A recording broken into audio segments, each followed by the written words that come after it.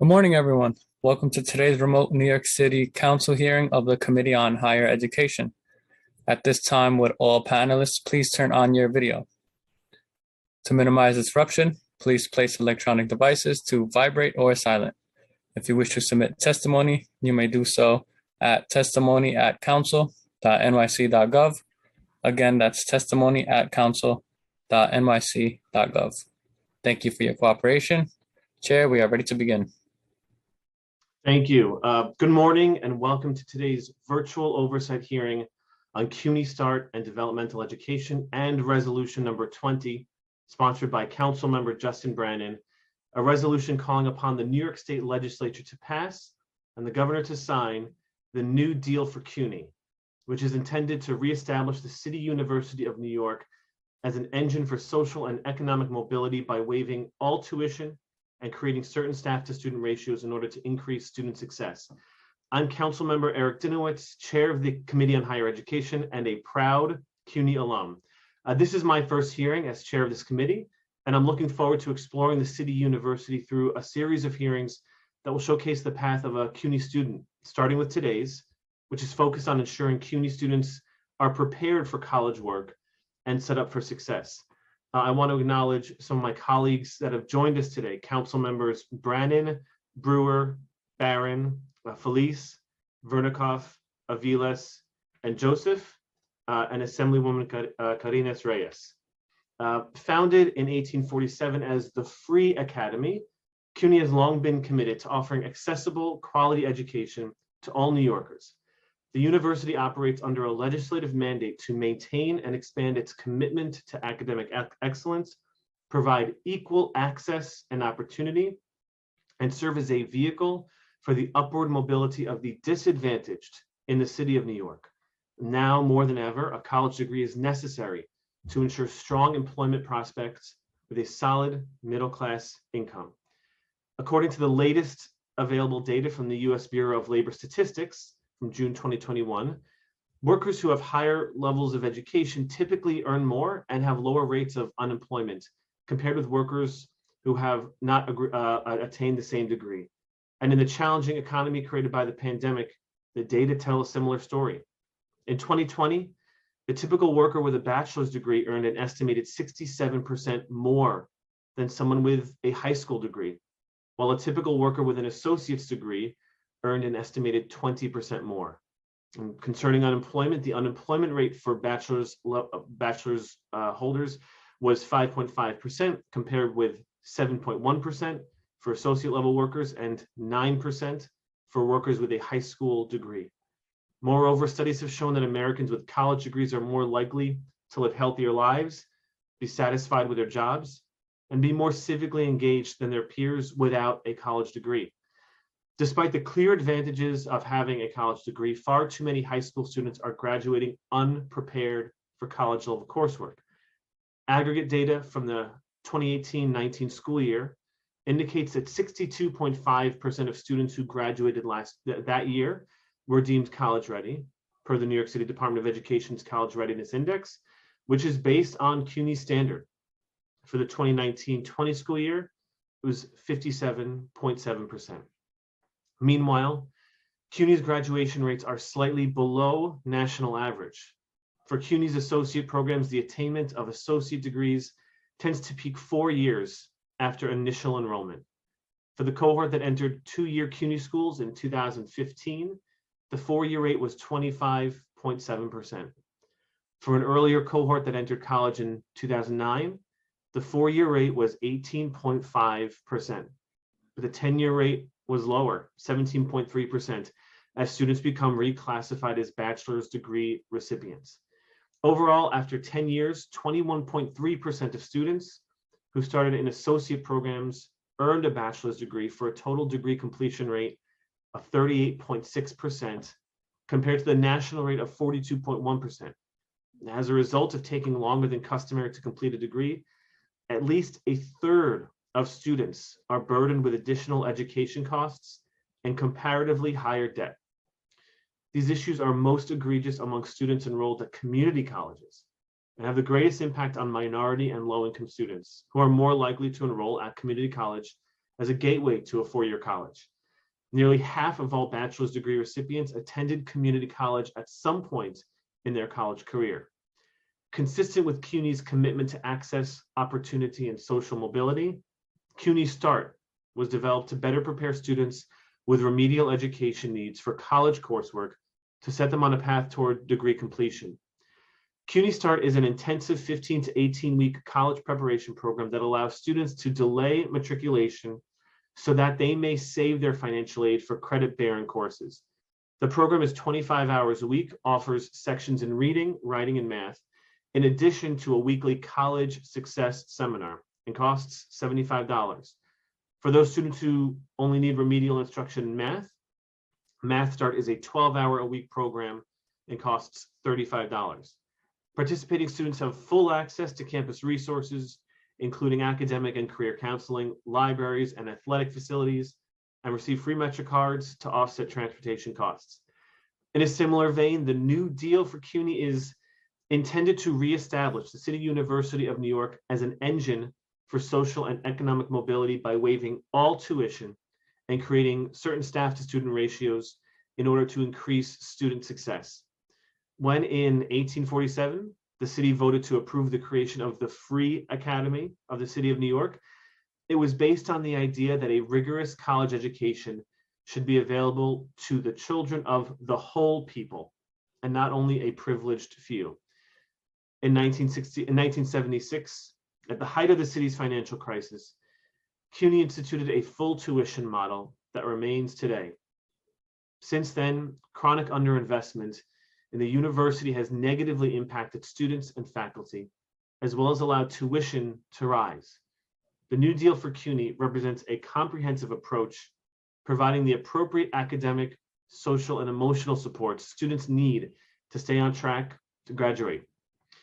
At today's hearing, we will discuss an overview of CUNY's developmental education programs, including CUNY START. More specifically, I'm interested in learning about the current status of CUNY START, including enrollment and staffing, as well as an understanding of metrics used to determine its efficacy over the years. The committee is also interested in learning about plans for the future of CUNY START, how the future of developmental education programming at CUNY will better serve students and their academic as well as financial needs. I would now like to turn it over to my colleague and friend, Councilmember Brannan, who will share remarks on the pre-considered resolution.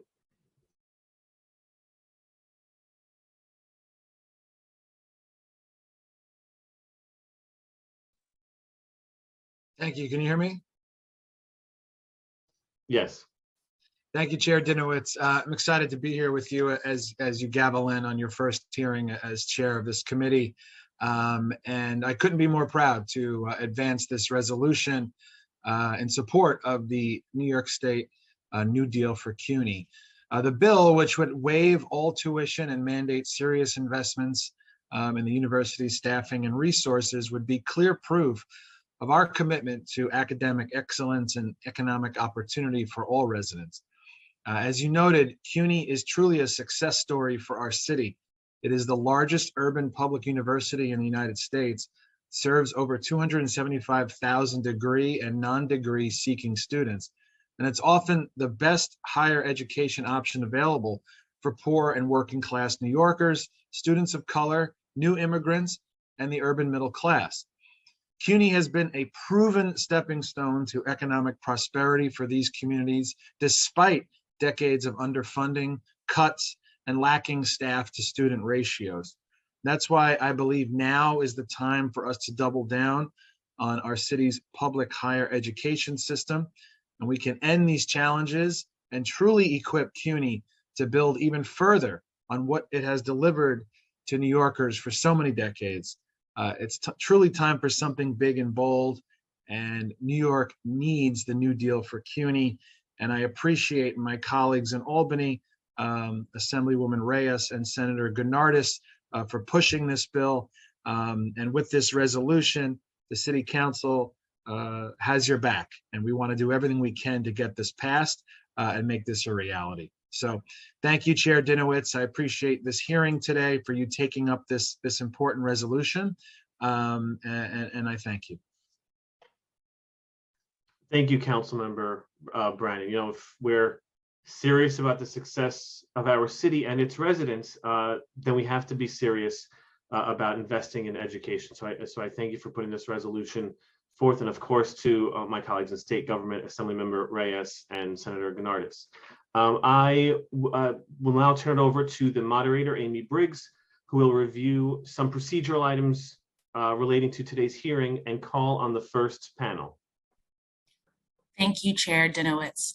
My name is Amy Briggs. I serve as counsel to the Committee on Higher Education at the New York City Council, and I will be moderating today's hearing and calling panelists to testify. Before we begin, please remember that everyone will be on mute until I call on you to testify.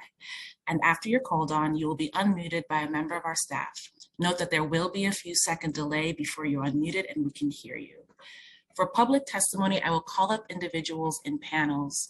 Please listen for your name. I will periodically announce the next few panelists.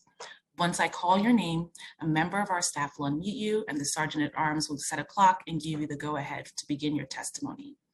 All public testimony will be limited to 3 minutes.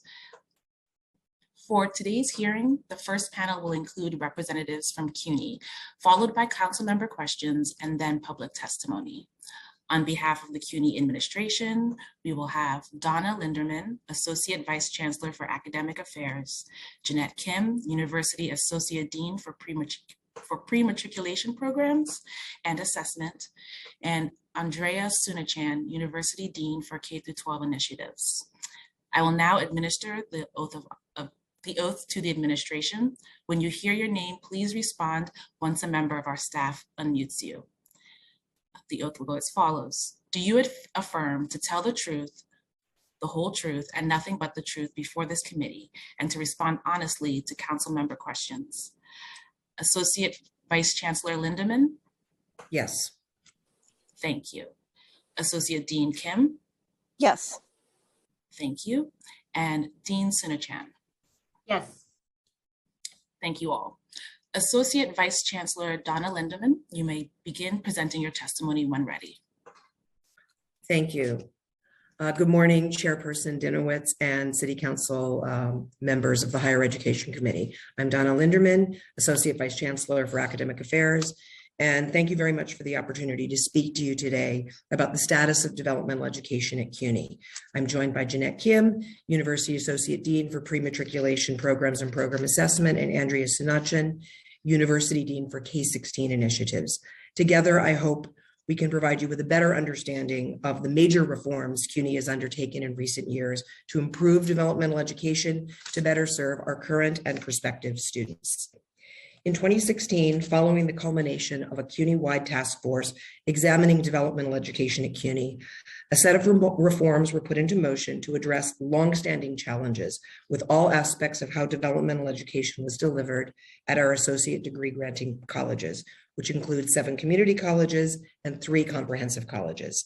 These challenges included assessment and placement methods, instructional models, and policies governing exit from remedial coursework that were collectively determined to be ineffective and were not reflective of a growing body of national research that found traditional delivery of remedial instruction was not effective and could in fact harm students' chances of advancing in their degree pursuits. Traditional remediation involves a series of non-credit bearing courses that students must pay tuition for using financial aid or their own resources that do not help students advance towards their degree credit requirements.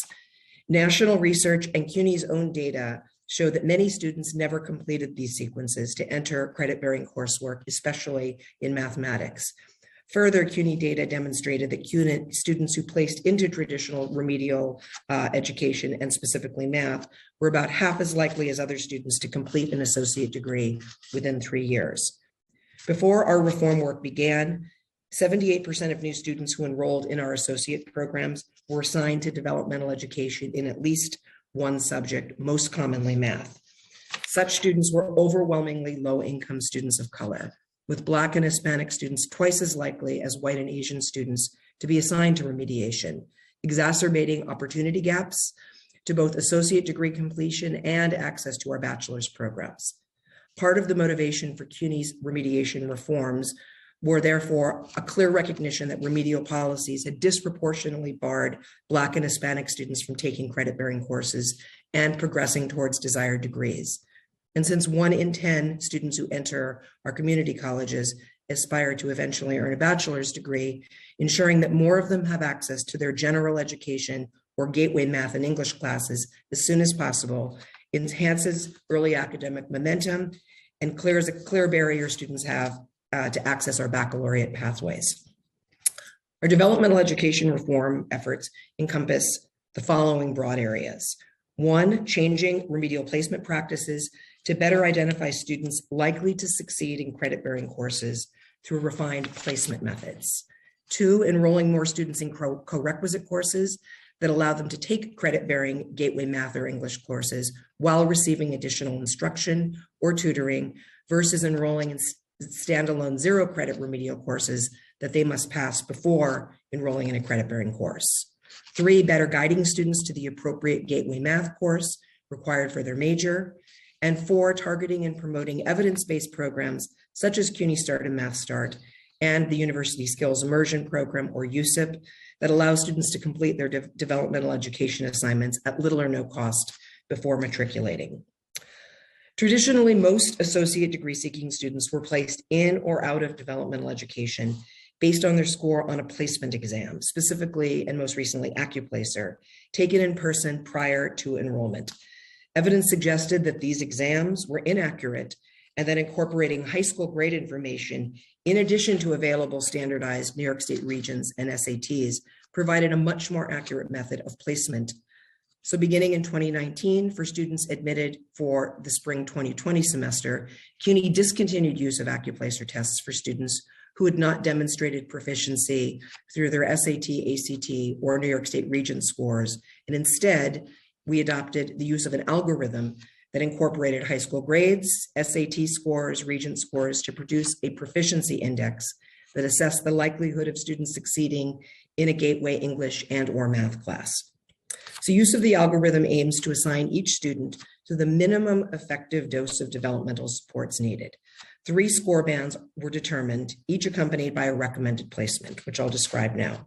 Students who were determined to have an index score of 60 or above in math and 65 or above in English were determined to be proficient and may enroll directly into freshman composition or a gateway math class such as college algebra, statistics, or quantitative reasoning, depending on their course of study. Students with index scores that suggested that they had light developmental need, which was defined as a proficiency index score of between 40 and 59 in math, and anything below 65 in English, were encouraged to enroll in a co-requisite gateway English or math class that included additional supplemental support in addition to standard course instruction. Additionally, students with light need were encouraged to consider the CUNY Skills Immersion programs, which provide short-term offerings at no cost to students throughout the academic year and summer.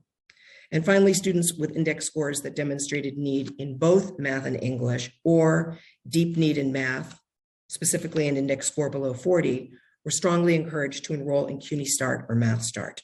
These programs, as Chair Dinowitz described, provide intensive tailored instruction in reading, writing, and math by specially trained teachers before students begin their degree programs.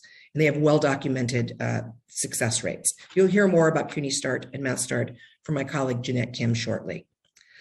For students with deep developmental need who could not enroll in CUNY Start or Math Start, effective this fall 2022, such students may enroll directly into co-requisite courses in English and math rather than traditional standalone remedial courses. Since our reforms began in earnest in 2017, CUNY has assigned fewer students to developmental education, particularly in math. As I mentioned, in fall 16, nearly 80% of students entering our associate degree students were assigned to developmental education. In 2018, the percentage of new students assigned had fallen to 53%, and the preliminary assignment rate for fall 2021 is 43%. An overarching goal of our remediation reform efforts agenda is to support students to earn credit in math and English during their first year of study. And this goal firmly links our developmental education reforms to our ongoing system-wide academic momentum campaign, which focuses on helping more students gain and maintain academic momentum in order to increase timely completion. So one of the largest systematic changes that we've made to further this goal is phasing out traditional non-credit prerequisite remediation, whereby students must take a separate remedial course or courses prior to enrolling in credit-bearing math or English courses. Instead, students who were determined to have need directly enroll in a credit-bearing course and receive additional supplemental support or tutoring. This is called the co-requisite model. And a robust body of research, including a large-scale random assignment study conducted at CUNY, has consistently demonstrated the positive impact of this co-requisite model over zero-credit traditional standalone developmental education. I'm pleased to share that despite the pandemic, CUNY is on track to meet our deadline to fully phase out standalone remedial math and English courses effective fall 2022. 4 colleges have already fully met this target in both subjects. 4 have completed the transition in English, and all remaining colleges are on track to completely transition in both subjects by this fall.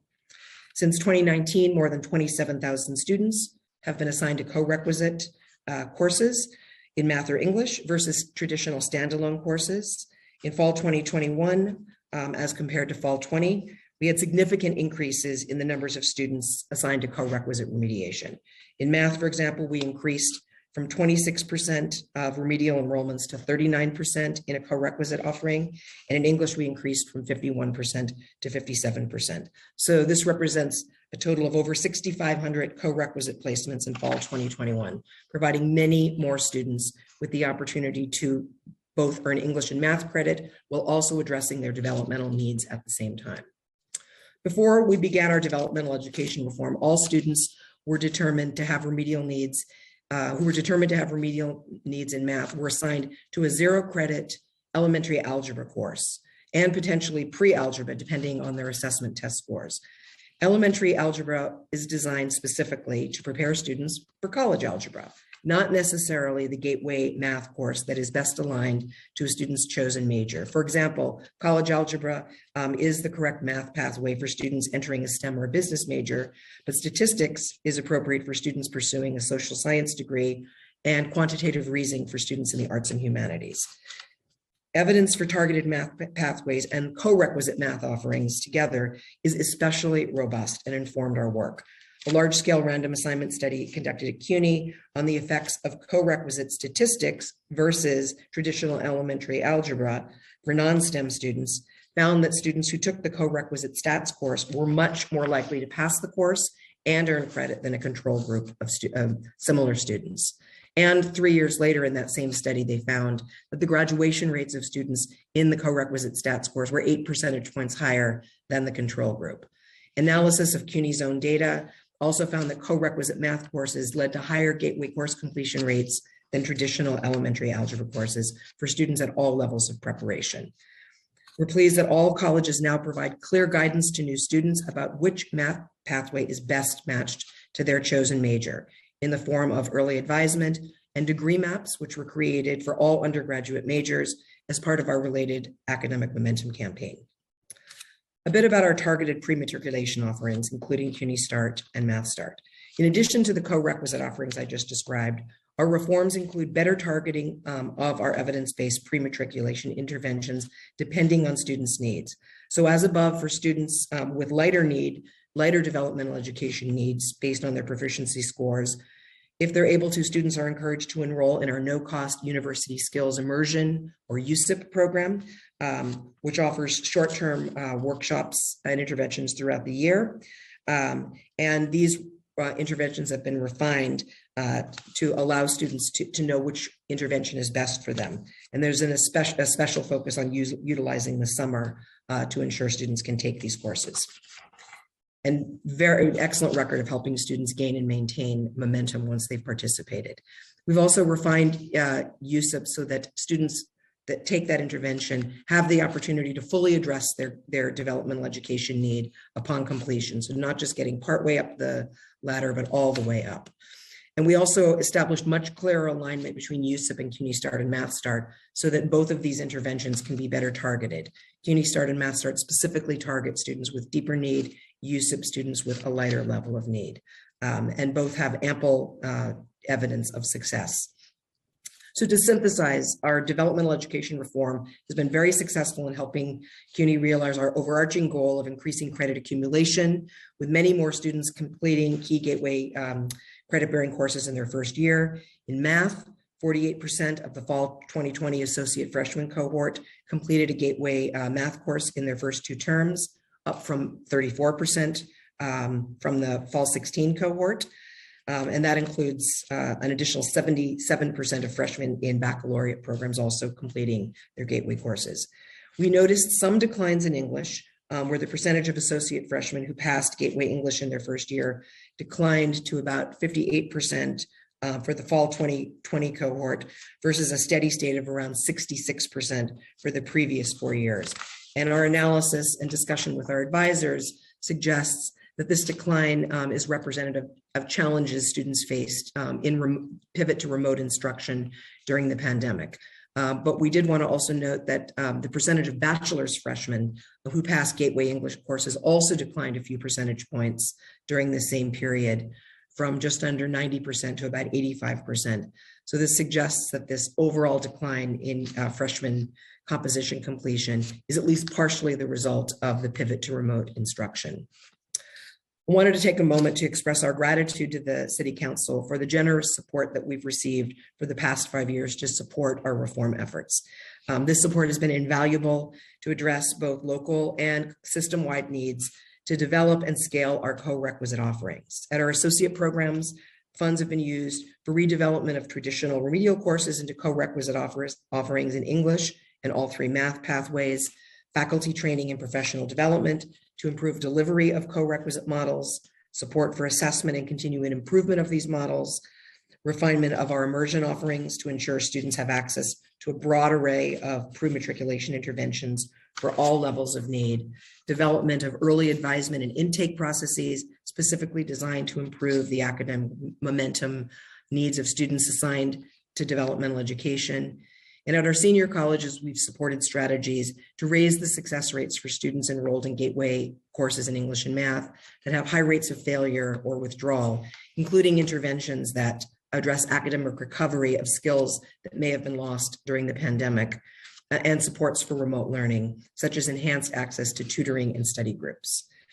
Another key use of City Council funding that I'd like to call out has been extensive faculty development in dialogue with the University of Virginia's Motivate Lab that helps faculty members redevelop their courses and instructional practices to enhance students' learning mindsets. Research has shown that students with productive learning mindsets are more motivated to take on challenging coursework and persist in the face of setbacks and achieve at higher levels.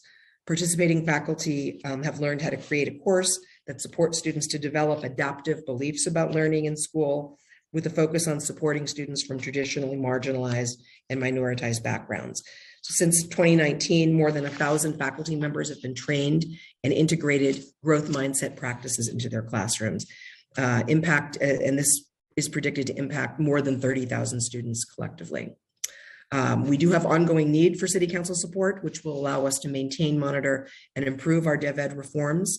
This will include making adjustments to our co-requisite models that will now be available at all colleges this fall, and increasing the number of students who are taking any math and English course in their first year. So key areas of need include continued support for our 2 CUNY academic affairs staff who provide high-level leadership, university coordination, faculty professional development, and reporting and monitoring of our remediation reform efforts. In fall 2022, some colleges will be offering full-scale co-requisite models for the first time, and many colleges will be offering their co-requisite courses to new populations. So these efforts will require continuous assessment and improvement, which our CUNY OAE staff are very well equipped to provide. We also need continued support for faculty and staff development to continue to refine our co-requisite offerings, including adjustments to the type and modality of supplemental instruction. This is very much a work in progress that will require ongoing assessment and adjustments to ensure instructional quality based on analysis of student outcomes and feedback from faculty. We also are very committed to continuing to scale our mindset faculty development work, because we've observed that student motivation is as critical to student success as their academic skills, if not more. The importance of faculty development for that reason, we believe should be incorporated into our ongoing work. And we would like to place just as strong a focus on professional development and pedagogy, which are critical features of CUNY Start and Math Start, which you're going to hear about in a moment from Jeanette.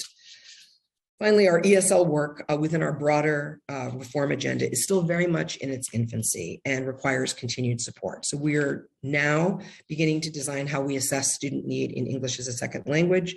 We plan to implement a new ESL assessment for the incoming spring 2023 cohort. Collaboratively with ESL and English faculty, we will develop a common description of all levels of ESL assignment and determine the benchmark scores for each level. We anticipate potentially 9,000 students annually will be impacted by this new process. And additionally, we want to be sure that students determined to have more significant ESL need have full access to our CUNY Language Immersion Program, or CLIP, especially working adults who we hope to serve in increasing numbers in both our degree and continuing education programs. Jeanette will briefly describe CLIP in her testimony. So in conclusion, thank you so much to the Higher Education Committee for the opportunity to share information about our broad developmental education reform efforts, which we consider to be critical to CUNY realizing its mission of access and excellence, and our deep commitment to serving as an engine of upward mobility through degree attainment. I welcome taking any questions from you after my fellow panelists have delivered their testimony. And at this time, I'll turn it over to my colleague, Jeanette Kim, to speak about CUNY Start and Math Start. Thank you. Thank you. Thank you for your testimony. Associate Dean Kim, you may begin when you're ready. Thank you. Good morning, Chair Dinowitz and members of the Committee on Higher Education. I am Jeanette Kim, University Associate Dean for Pre-Matriculation Programs and Program Assessment at CUNY. Thank you for the opportunity to testify today about CUNY Start and Math Start. And thank you to the City Council for its ongoing support of and commitment to improving access and success in higher education for all New Yorkers. In 2009, CUNY launched CUNY Start, an affordable semester-long multifaceted program aimed at addressing the needs of college-bound students with significant remedial needs in English and math before they enrolled in an associate degree program. 5 years later, in response to the significant barrier faced by students in math in particular, CUNY began offering a math-only option of the program called Math Start. For both programs, students delay matriculation to receive intensive preparation in English and/or math, as well as engage in college success advisement seminars. Students only pay a small fee to participate, $75 for CUNY Start or $35 for Math Start, which enables them to save tuition and financial aid dollars for credit-bearing coursework leading toward a degree. Traditional textbooks are not used in CUNY Start or Math Start, keeping program costs low for students, and all instructional materials used are included in the student fees. CUNY Start offers both a full-time and part-time program, and students can enroll in either the fall or spring semester. Full-time students attend 25 hours per week and receive instruction in both math and English and attend a college success seminar. Part-time students attend 12 hours per week and receive instruction in either math or English and also attend a college success seminar. Math Start follows a similar intensive instructional model and is offered in 8 to 10 week cycles throughout the year, with its most popular session offered in the summer. Both programs enroll students who are representative of the student population at CUNY. During the 2020-2021 academic year, 42.1% of CUNY Start students were under the age of 18. 28.8% were between 20 and 24 years old, and 29% over the age of 25. Approximately 30.6% of students were Black, 23.6% Hispanic, 6% white, and 11.4% Asian. And 59.1% of students identified as female. In Math Start, 49.8% of students were under the age of 20. 20.8% were between 20 and 24 years old, and 29.3% over the age of 25. Approximately 31.3% of students were Black, 30.4% Hispanic, 6% white, and 6.1% Asian. And 63.8% of students identified as female. Since its inception, both program models have demonstrated strong impacts in helping students with significant remedial needs, defined as needs across multiple skills areas and/or deep needs in math, eliminate or significantly reduce those needs prior to matriculation, and achieve strong outcomes once they matriculate into CUNY degree programs. Typically, almost all students who enroll in CUNY Start are assessed as having developmental education needs in 2 to 3 skills areas. On average, 80% of students complete CUNY Start. For students with developmental education needs in math, approximately 70% become fully skills proficient. And for students with needs in reading and writing, approximately 65% are deemed proficient in English. For Math Start, we have an average completion rate of 92%, and 78% of students are proficient after program completion. CUNY Start does not typically enroll students identified with significant ESL needs. Those students are instead referred to the CUNY Language Immersion Program, or CLIP, a similar pre-matriculation program designed to improve students' academic English skills. On average, 75% of CUNY Start and Math Start students who complete the program matriculate into a degree program, the majority of which move directly into ASAP, CUNY's nationally recognized associate degree completion program. ASAP is presented as a highly recommended next step for students to maximize timely graduation. CUNY Start and Math Start is modeled after CUNY's successful English Language Immersion Program, or CLIP. CLIP leverages full-time study, delayed matriculation, and wraparound supports to help CUNY-bound ESL students improve essential English reading, writing, speaking, and listening skills before starting their degree program. The CLIP program has been shown to have positive effects, increasing the odds of passing the first college-level English course and increasing the likelihood of college completion. In addition to the intensive program design elements, CUNY Start and Math Start success can also be attributed to its specialized curriculum and pedagogical approach, which was designed by instructional experts from CUNY's adult literacy program, who believed that traditional lecture methods were not effective in helping students with significant developmental education needs prepare for college. CUNY Start and Math Start instructional approach is student-centered and encourages learning and independent thinking through the use of strategic questioning, exploration, and collaboration with peers. Students are active participants in the classroom, and the program emphasizes student talk over teacher talk. Students are empowered to take charge of their own learning and engage in classroom activities that demand their consistent input and collaboration, which is intended to build confidence and increase the likelihood of their success. CUNY Start and Math Start success also relies on its structure within CUNY, namely as a single university-wide program that operates at 9 colleges: BMCC and Gutman Community College in Manhattan, New York City College of Technology and Kingsborough Community College in Brooklyn, LaGuardia and Queensborough Community Colleges in Queens, Bronx and Hostos Community Colleges in the Bronx, and at the College of Staten Island. CUNY Start and Math Start operates as a consortium model. The CUNY Office of Academic Affairs, CUNY Start and Math Start administrative and professional development staff are responsible for fiscal oversight and budgeting, data management and reporting, curriculum development and refinement, and ongoing professional development and training for all instructors and advisors. College staff are responsible for the on-the-ground implementation of CUNY Start and Math Start at their colleges, including student recruitment, classroom instruction, advisement, data collection, and maintenance of intra-college partnerships in support of the program.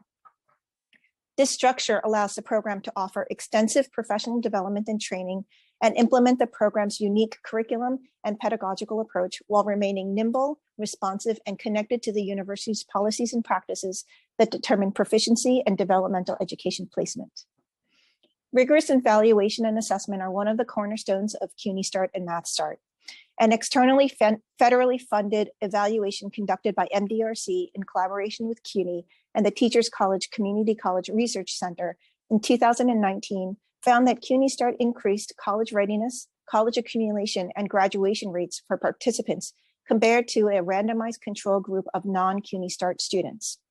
Internally, program staff work closely with our own research and evaluation team within CUNY's Office of Applied Research, Evaluation, and Data Analytics to unpack the range of data providing insights into the program outcomes and impact. When CUNY transitioned to distance learning in response to the pandemic, CUNY Start and Math Start, like the rest of the university, was given a very brief window to make all the necessary changes to move all operations and instruction to a virtual mode.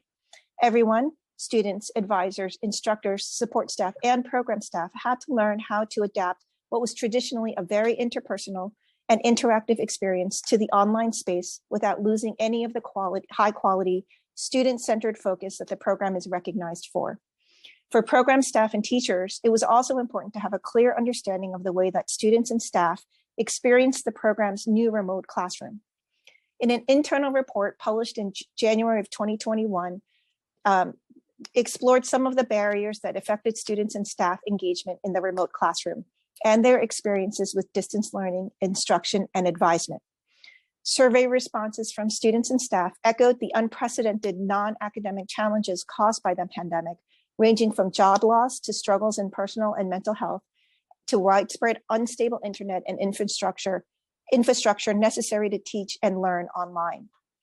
Throughout the pandemic, however, CUNY Start and Math Start students performed incredibly well.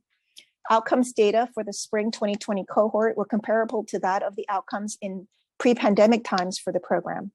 Program completion ranged from 75 to 85%, and proficiency gains in the program ranged from 60 to 80%. The program is currently experiencing a slight decline in average re-enrollment, but this trend seems to mirror the overall enrollment declines in associate degree programs since the pandemic. Furthermore, in November of 2021, a quasi-experimental study was conducted that looked at post-matriculation outcomes of CUNY Start students to a matched comparison group of non-CUNY Start students to get a better understanding of how students fared after they exited the program. The study found that 1, CUNY Start students are retained at higher rates than their non-CUNY Start peers, and that this was most pronounced by the third semester at CUNY. 2, CUNY Start students are able to close the credit accumulation gap over time, a concern since CUNY Start students defer a whole semester while comparison group students are potentially earning credits immediately. And 3, CUNY Start students earn their associate degrees at slightly higher rates than their non-CUNY Start peers. Over the past 12 years, CUNY Start and Math Start has served more than 25,000 students, enrolling approximately 4,000 students annually.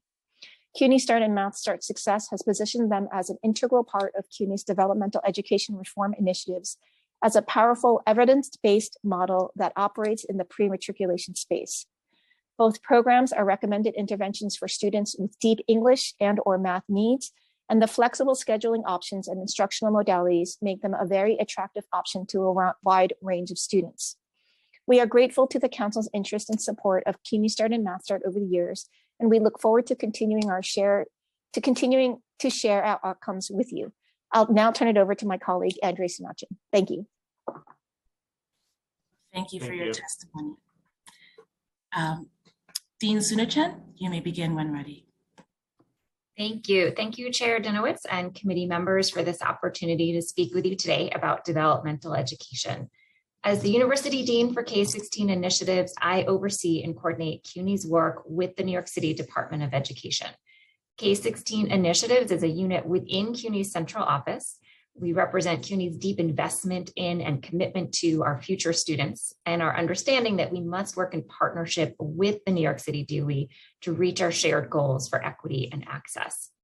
CUNY's Office of K-16 Initiative supports the reciprocal partnership between these systems as well as community partners to help ensure that entering undergraduates are prepared for success.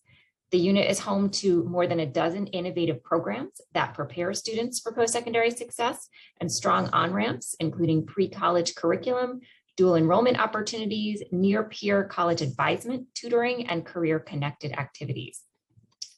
The risks to succeeding in college degree completion for students not meeting proficiency standards are well documented, and my colleagues have addressed them deeply. In the vanguard among higher education systems nationally, CUNY colleges have been transitioning from traditional non-credit bearing remedial offerings to co-requisite offerings and courses, as my colleagues have described. In these courses, students are placed in credit bearing courses with additional hours of support.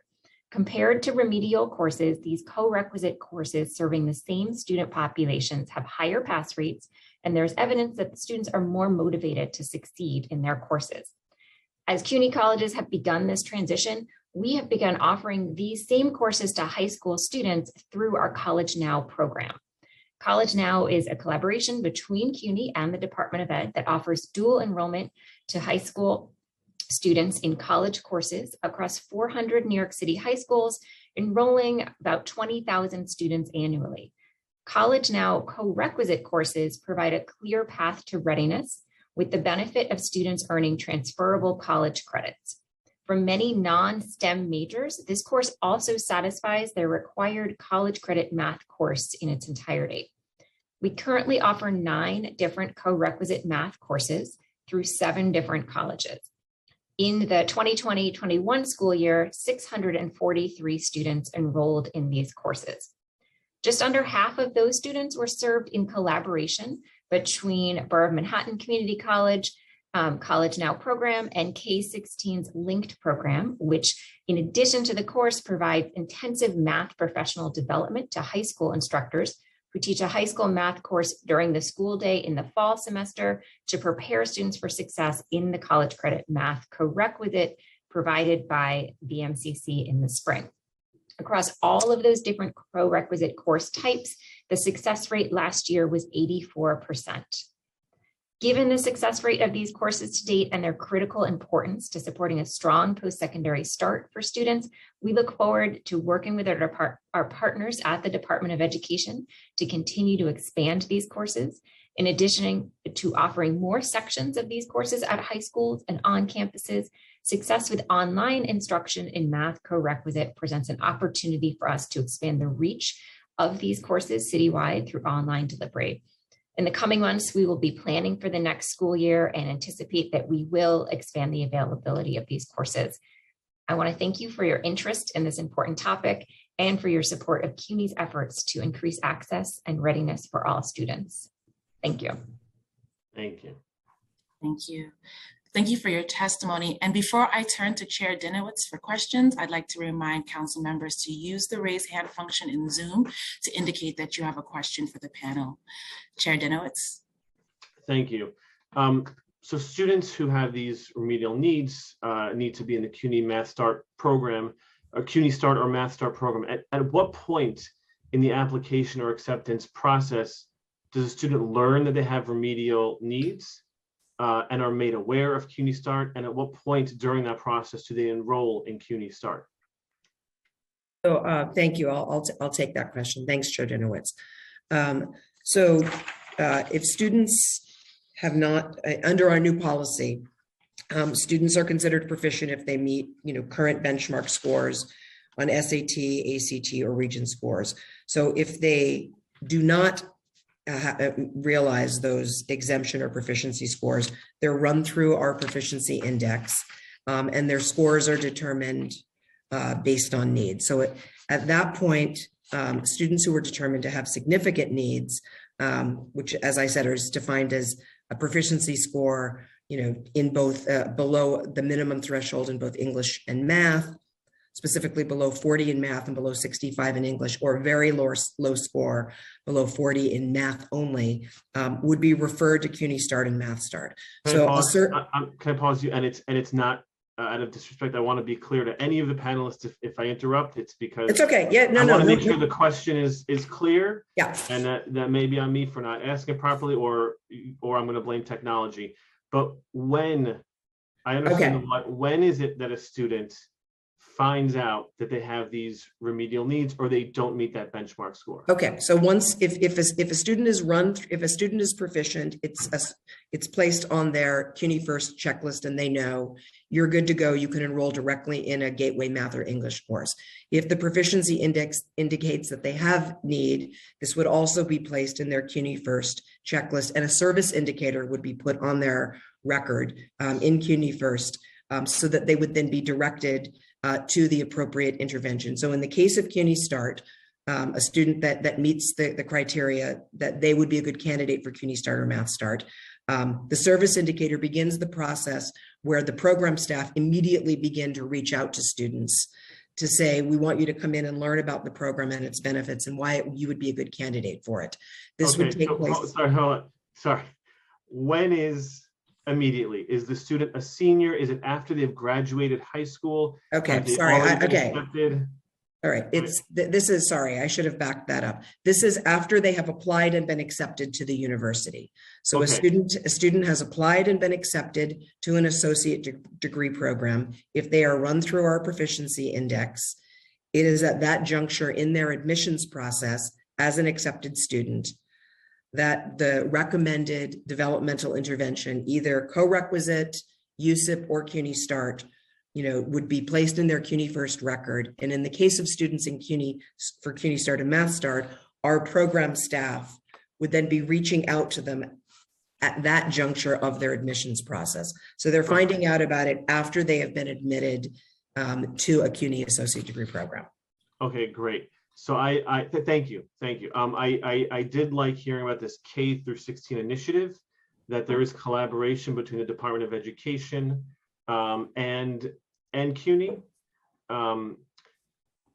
What is the data sharing model?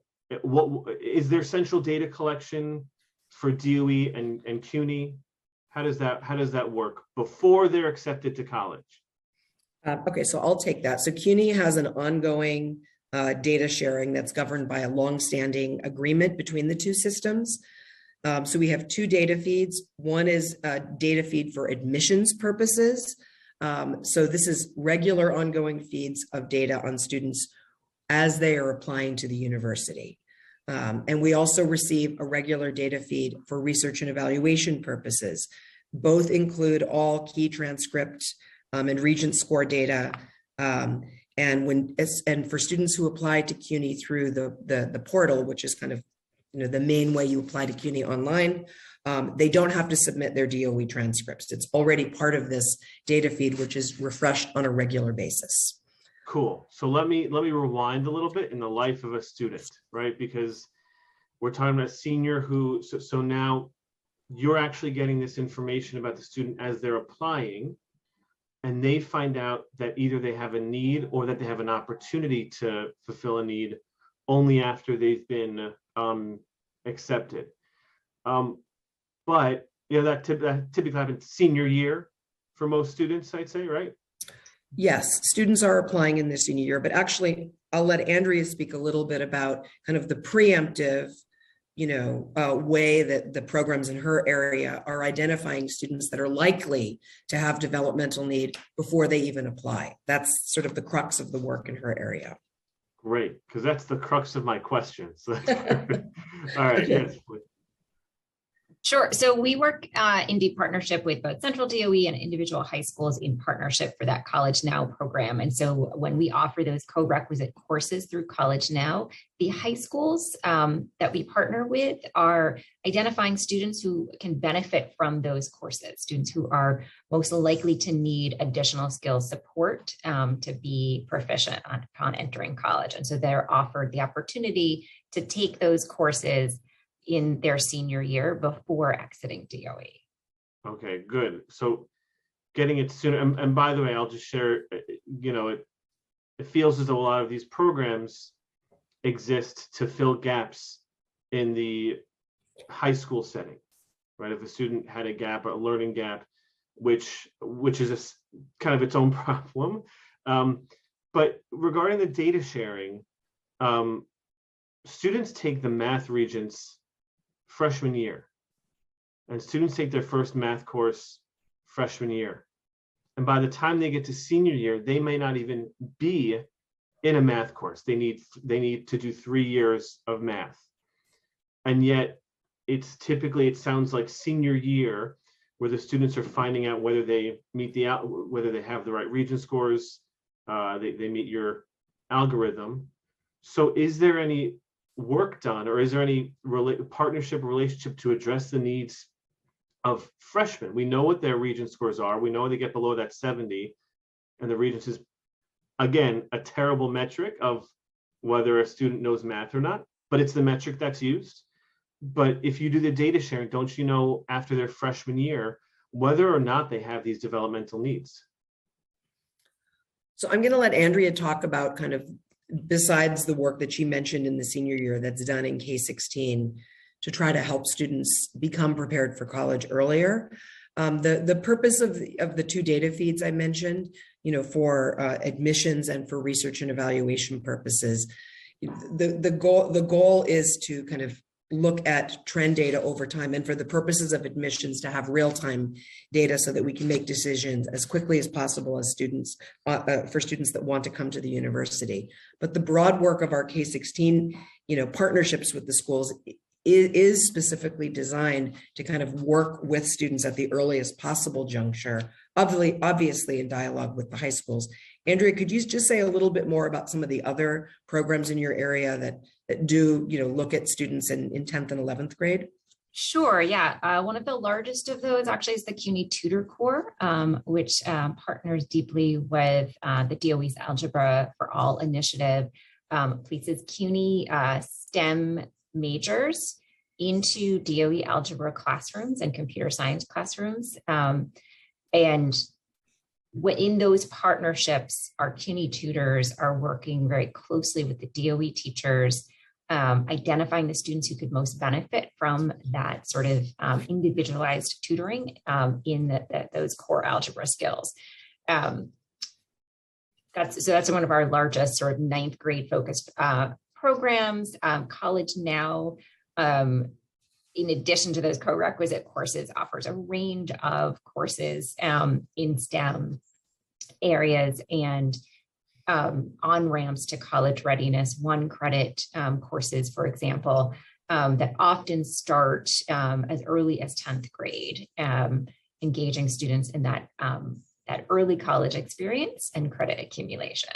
And can I just pause, those College Now programs who typically benefits from those College Now programs? In my experience, which by the way was as a public school teacher, so it's out of nowhere, that the beneficiaries of those programs are typically have been the students who are already on track, who aren't repeating courses, who kind of have prerequisite skills. Is that the overall experience for College Now?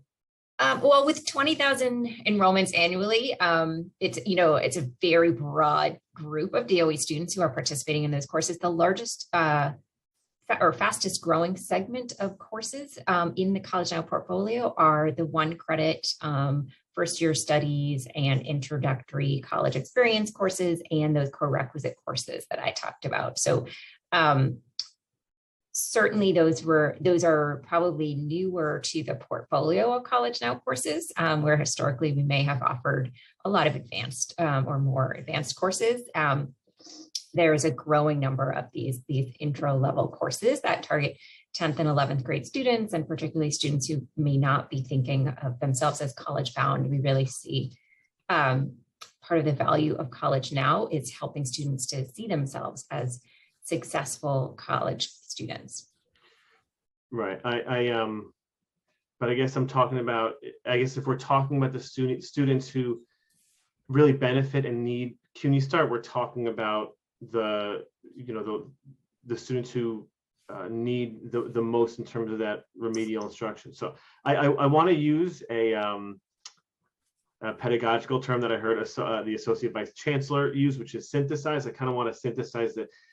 It sounds like there are great programs associated with the high schools like College Now, like the CUNY Tutor Corps, but it is not as robust or systemic as the CUNY Start program, which looks at every child. These individual programs target or are only available in a certain number of schools. Is that fair to say? I'll take it and then I'll kick it over to Andrea. Absolutely not. Our K-16 initiatives essentially work with every single high school in the city. And the commitment of our dual, and I can say this as someone who, has the vantage point of looking nationally at work, our dual enrollment work, the work in Andrea's area, is probably the most wide-ranging partnership I've ever seen across the country in terms of work with the public schools, and a deep commitment to that core CUNY mission of access and excellence. It's not just a program for high-performing students to take college credit courses like I took when I was in high school, many moons ago. it's a model that looks, at all the high schools and attempts to meet students where they are in many ways. So it's a vast portfolio that I would say, and again, I'm not in any way contradicting perhaps the vantage point you had when you were a public school teacher. It is certainly a program that provides opportunities for high performing students to take college credit courses, but the broad array of initiatives that serve over 20,000 students, more actually when we consider our as well, 26,000 students a year. It's probably the most systemic partnership I've ever seen of a university and a public school system in the country. But Andrea, I don't know if I don't want to steal your thunder. You're best equipped to synthesize that. I would reiterate what Donna's saying, right? It's a large, diverse school system, and we are deeply embedded within it. We serve over 10,000 students through a network of 20 early college high schools, over 20,000 annual enrollments in College Now. In addition, we are supporting every graduating DOE senior with near-peer college advising and supports through our Bridge to College program. So we are, as Donna said, have a sort of nation leading level of integration, all supported by that type of data sharing that Donna also described. I will also be the first to say there is so much work to be done and so much need, and that we welcome the conversation that we're having every day with our DOE colleagues about what needs are emerging for students. Some of the questions you asked about algebra regents are actually very evolving, because the algebra regents haven't been administered for a few years now, right? So even just the way that we talk with our DOE colleagues about what students need and how we can meet those needs are continually evolving and always at the forefront for us. Good. And just to be clear, something, Ms. Linderman, it's okay to contradict me. Please do. The purpose of my questions is to not show that I'm right. The purpose of the questions is to bring to light all the information and find gaps and needs and address those needs for our students, right? So, and I welcome this dialogue so much. It's great. It's wonderful to hear you asking these questions. Yeah. So it sounds like there's a lot of passion around the College Now program.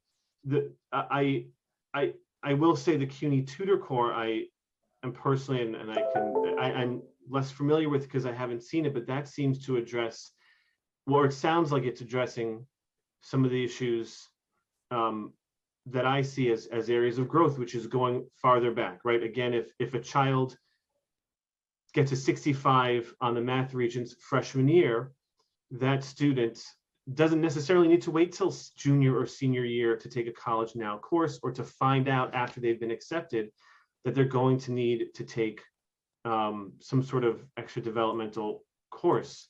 And so is there room to grow that CUNY Tutor Corps program, or is there room to incorporate some of the data sharing with the CUNY Start program so that you can identify those students who have those needs much earlier?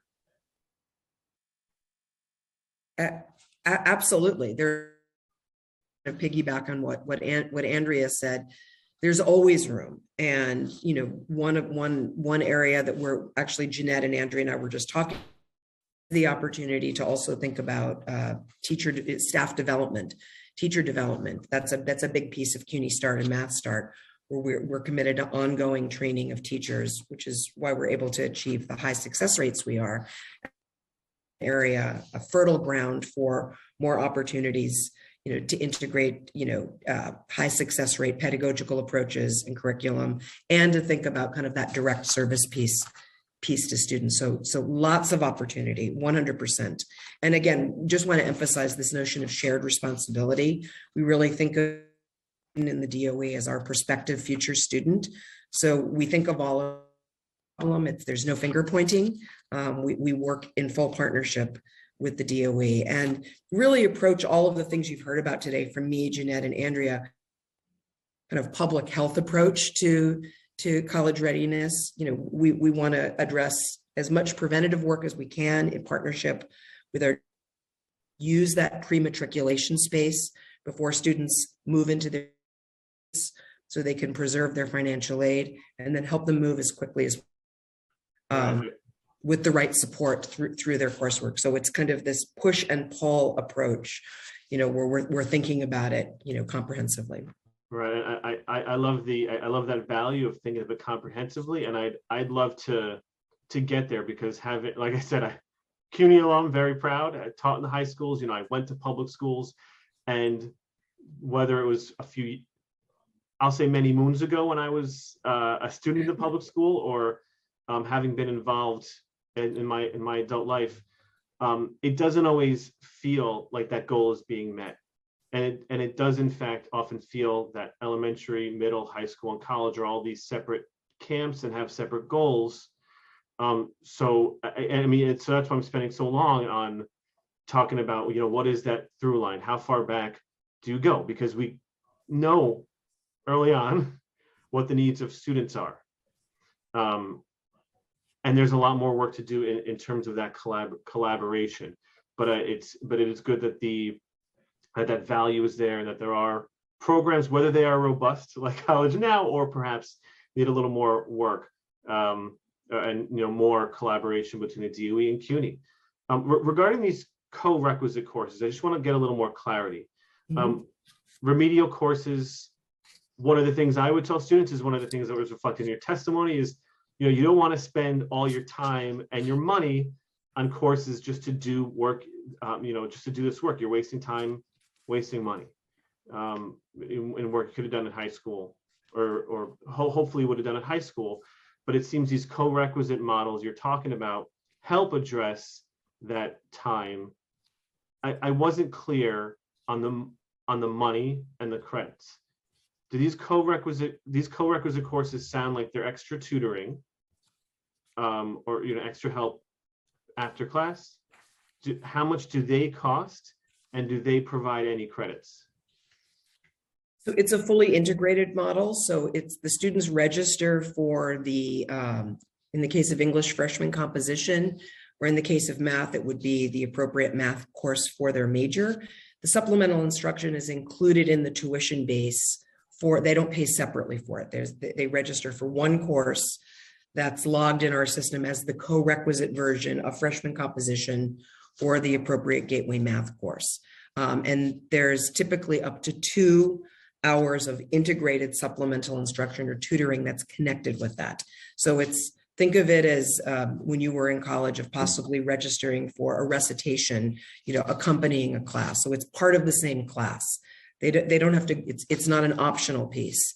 It's an integrated piece, and they pay regular CUNY tuition for this, but it's a much more productive use of students' financial aid, because they don't have to take a standalone course or courses, pass those, and then register for the gateway course. They just register for the gateway course that has this attached supplemental instruction, which would be in the form of tutoring. The faculty might provide, an additional, window of time after class for students, so that they can better access and do well during, with the core course curriculum. So it's something that's fully integrated into the course. They don't pay separately for it. Okay, so it's no additional course, it's additional time, as long as, and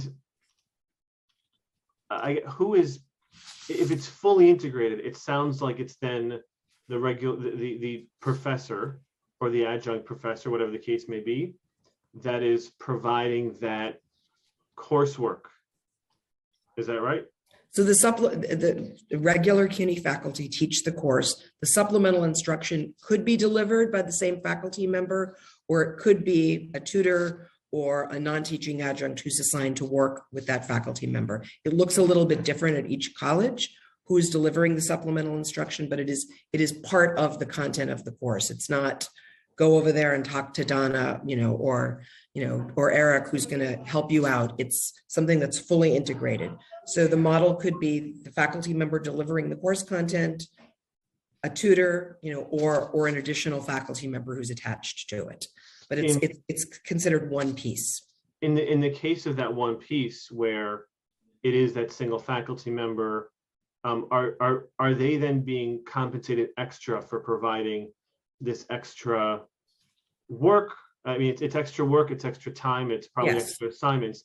Are they being compensated more than they would be for a non-co-requisite course? Yes, and all of these co-requisite courses, have an appropriate kind of instructional load that would be factored into whether they're a full-time or an adjunct faculty, into their workload. So all faculty members, or in the case of tutors who provide this additional support, are fully compensated. Okay. It's not an add-on. No one is asked to do it for free. It's considered part of their workload.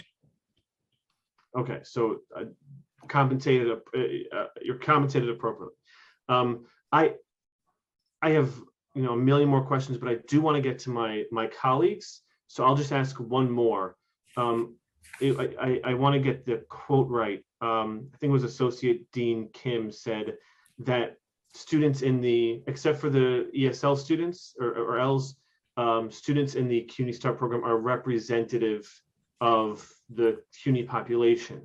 What I didn't hear or missed was if that includes students with disabilities. So at college, students have to declare their disabilities. It's not like when they are in their DOE where they're tagged as having a disability. So unless a student identifies themselves as having a disability, we would never know on the program side. So it really is hard for us to kind of unpack that data point about the number of students, with disabilities in the program. Anecdotally, we have heard from our instructors that they have been seeing over the years a significantly increased number of students who have accommodations or who have requested accommodations who are in the CUNY START program. We think that this is kind of attributed to the wraparound services and the intensity of the program, the time that students are taking in the program to get through learning their English and math skills to become proficient. But again, this is not a data point that's tracked on the college side at all, because students have to declare that they have disabilities or that they need accommodations. Is that a result of, what law is that a result of, right? If you're sharing data about students' grades and I assume other personal data, what is the law that prevents that data sharing? And if there's someone preventing it, do students even know to declare that they had an IEP in high school or that they have a 504 plan? So I don't know if you, yeah. I was just going to say, I would have to get back to you about the specifics about, the exact law, but, every CUNY campus, every CUNY college has an Office of Disability Services. And it's clearly stated upon, admission to CUNY that if a student does want, reasonable accommodations and additional support services, they do have to come and register, with the office. But I would have to get back to you on the specifics of exactly what that looks like. But it is something that is broadly communicated to students who might be coming out of the DOE, who have an IEP, that they have to present themselves to the college's Office of Disability Service to look over their documentation and determine which services are appropriate once they become a college student. But I will say that, we of course welcome students that, receive accommodations and extra supports into CUNY START and Math START, as we do in any of our DevEd reform. I didn't doubt that you welcome all students. I guess my real question is, the CUNY START program, based on the description, provides robust support. Mm-hmm. And I know more broadly, students there's a disability coordinator, but I guess my question is proactively, Right. as you are reaching out to students and enrolling students, is that information being explicitly, because I'm going to take a guess without So the it is, data. yeah, I can right? just jump in a little bit on the law piece. So students, once they are adults, they are the federal Americans with Disabilities law covers them, which is different than the set of laws that support K-12 students in receiving special education. So it's a set of federal regulations that shift from secondary to post-secondary in terms of how students need to actively disclose. There's a final IEP meeting that students have in their last year of high school where that is explicitly discussed, and it's often raised multiple times leading up to that in check-in meetings with students and their caregivers, so that they understand that difference and the difference and the process of actively seeking out services once they're enrolled on a campus versus how the IEP process works in K-12. So in defense of my fellow special education teachers and in defense of students with disabilities, that final IEP meeting or any IEP meeting is extremely overwhelming, and providing, just a litany of information for the students to remember. And when you mail the IEP and documents home, it's a thick document. I guess there are two questions that stem from that. One, relating back to my previous questions, students doing college now, or students who benefit from the CUNY Tutor Corps, who are juniors, sophomores, and freshmen, are typically not 18 years old. And so is there room, while the grades are being shared and while students are not adults, so while grades are being shared from the high school to the colleges, which you say they do, and the students are not adults, they're below the age of 18 years old, is there room to share that information, to take the weight? It's hard enough having a disability, and it's hard enough remembering all of the different things involved with that. And our job is to help as many students as possible. Is there room legally and functionally to share that information? And is there room for the CUNY START program to proactively, in part of their onboarding, explain to students and ask them, if provide them the guidance that if they have a disability, if they had an IEP in college, in high school rather, if they have a 504 plan, that these are the steps they need to take. We'll help you make the call, whatever is necessary. Is there room for any of those things? I certainly think there's room for improvement on, always on better communication. So it's an excellent question. So I will personally bring this back to discuss it in more detail with my colleagues. So I appreciate the question, and certainly we'll circle back to you guys on that. Thank you. I want to turn it over now. Typically, in these instances, we turn it over to committee members to ask questions. But I first want to briefly turn it over to Councilmember Aviles, who has prepared a statement that she wants to share.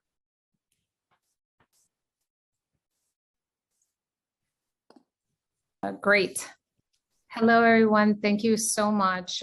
Thank you, Chairman Dinowitz, for giving me the opportunity to speak today. And thank you, Councilmember Brannan, for introducing the resolution. So first, I have to say I'm also a proud alumnus of CUNY, the School of Public and International Affairs. To be succinct, I just want to say CUNY is not only a rare gem in our city, but obviously in our country. And the City University of New York just continues to offer access to the opportunity at a time when access to so many things continue to disappear for our communities.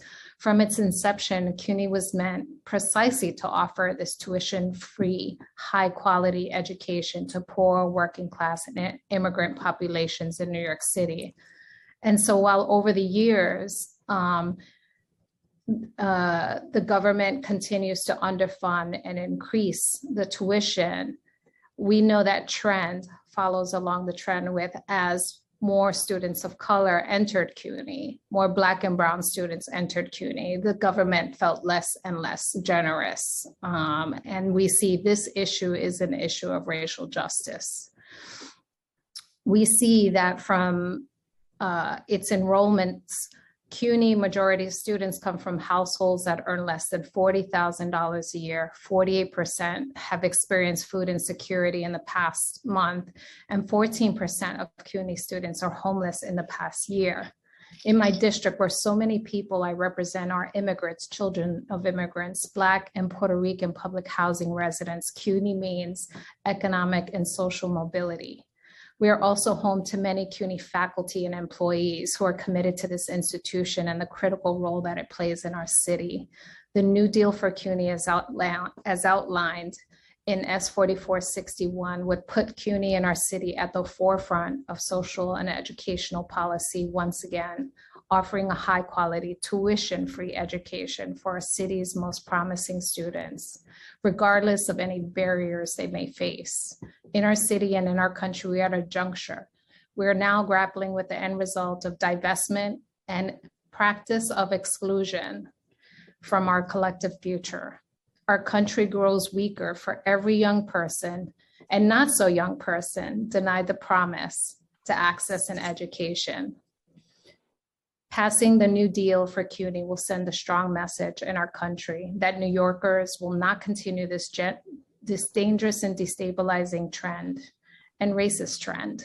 And even in the midst of this pandemic, we can make the bold investments. We are a rich and wealthy country, a wealthy city, and we deserve to invest in our children's and our people's future. A free CUNY is a commitment to racial and gender equity. It is a commitment to opportunity for all.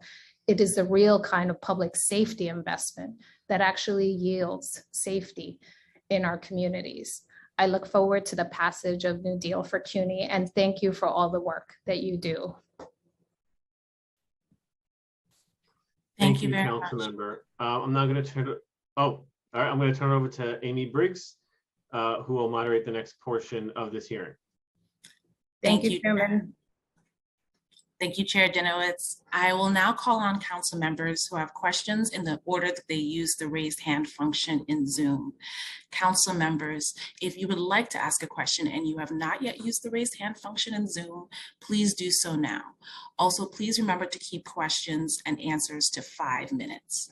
The Sergeant at Arms will maintain a clock and a member of our staff will unmute you.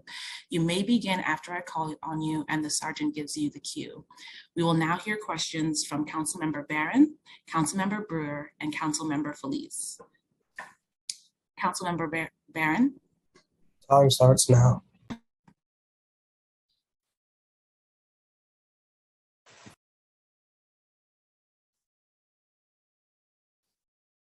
Okay. Oh, there it is. Thank you very much for this opportunity. I could not have followed a better presentation than that of Councilmember Aviles. I really appreciate you raising the question of racism. This is very, very critical. So I want to start off by saying I too am a graduate of Hunter College and also New York City Tech, was New York City Community back then, and chair of the Higher Ed Committee for 8 years. And my wife was chair of the Higher Education Committee for 8 years as well. But the race question has never been resolved in CUNY. They skirt over it. They don't deal with it. A classic example of that is this presentation today. 55% of the students are Black, Latino, Latina, and none of the presenters are Black, not one. And if you look at the student composition of CUNY Start, Math Start, ASAP, College Now, all of that, it's still majority us. And yet, what's the percentage, my first question, what's the percentage of the faculty members that are Black in these programs? The faculty members, the staff, the project coordinator, not one person, y'all couldn't bring not one person that was Black in an institution that's majority Black and brown. And not one of us are presenting today. This is a typical indication of what's happening in CUNY. Secondly, remediation, when I left, is it still just in the community colleges and not in the senior colleges? Because I found that to be ridiculous. Stanford, Harvard, many other elite colleges have remediation, but yet CUNY decided that all of our students, and when we come out of these public schools, 80% of the students that come out of high school need remediation because of the failure of the education system in New York, but they have to go to the community colleges. That's where I left it. I hope that changed and they can still get remediation in the senior colleges. So I'm just concerned that we need Black faculty.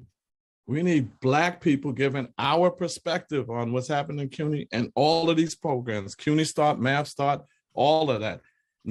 This is the 21st century. We had about 50 hearings on it. Not one Black person is presenting today. That's unconscionable and unacceptable. Secondly, Mr. Chair, I would strongly suggest that when we have meetings like this, that the chancellor be present at least at the first meeting. We're going into a budget negotiating. We'll soon be doing the CUNY budget, hearings on it and all of that.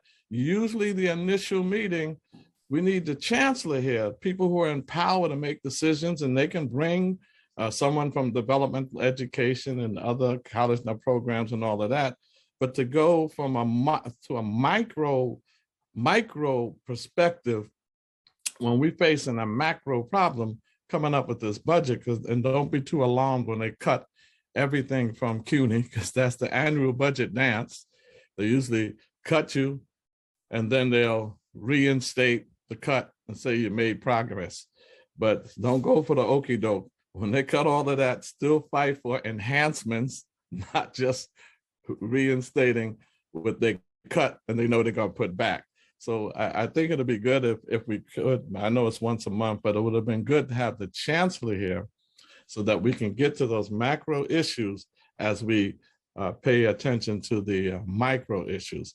So that's my concern with CUNY. The CUNY faculty, and none of you are probably responsible for hiring faculty, I don't think. And so when we get these micro programmatic presentations, which are extremely important, everything you said is important, but it's still a perpetuation of the racism in CUNY that we can come in our first meeting and the chancellor's not here and not one person, I don't know if one of you are Latino, Latina descent, but not one Black or Latino person presenting, because it does make a difference. It makes a big difference. Things that you might think is important, but it makes a difference when we have no representation in an institution. And by the way, it's 20% Asian as well. So like 75% of CUNY is Black, Latino, and Asian. All right, thank you. That's my comments. And just if we could ask the question on remediation, because I don't know, and the Black faculty involved in these programs.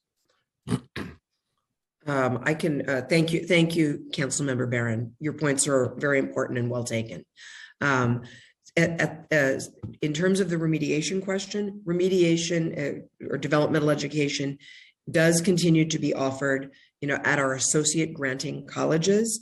But the changes that we made that have significantly reduced the percentage of students who enter our colleges that are deemed in need of developmental education has broadly, provided much more access to our bachelor's programs. So while developmental education is not formally offered within those programs, the reforms that you heard about today have certainly broadly created many more pathways into those. But that's not my issue. My issue. No, I understand. Should be presented in the senior colleges, so they don't have to stop by community colleges. They can go directly to the senior colleges. Point taken. I actually taught at Brooklyn College when they still offered those opportunities. So I absolutely hear you. And then we would have to get back to you on exact percentages. Jeanette, I know you can give overall numbers, but I don't of folks that are within the program, but I'd have to get back to you. We'd have to get back to you on the percentages within the programs you've heard about. Well, that's why the chancellor needed to be here, because they have all of that stuff. And I don't think it's fair to have you have to answer those kind of macro questions when you were more micro involved. Yeah, but it's an absolutely legitimate question, and we will certainly provide that information to you in writing after the hearing. So it's a welcome question. Thank you very much.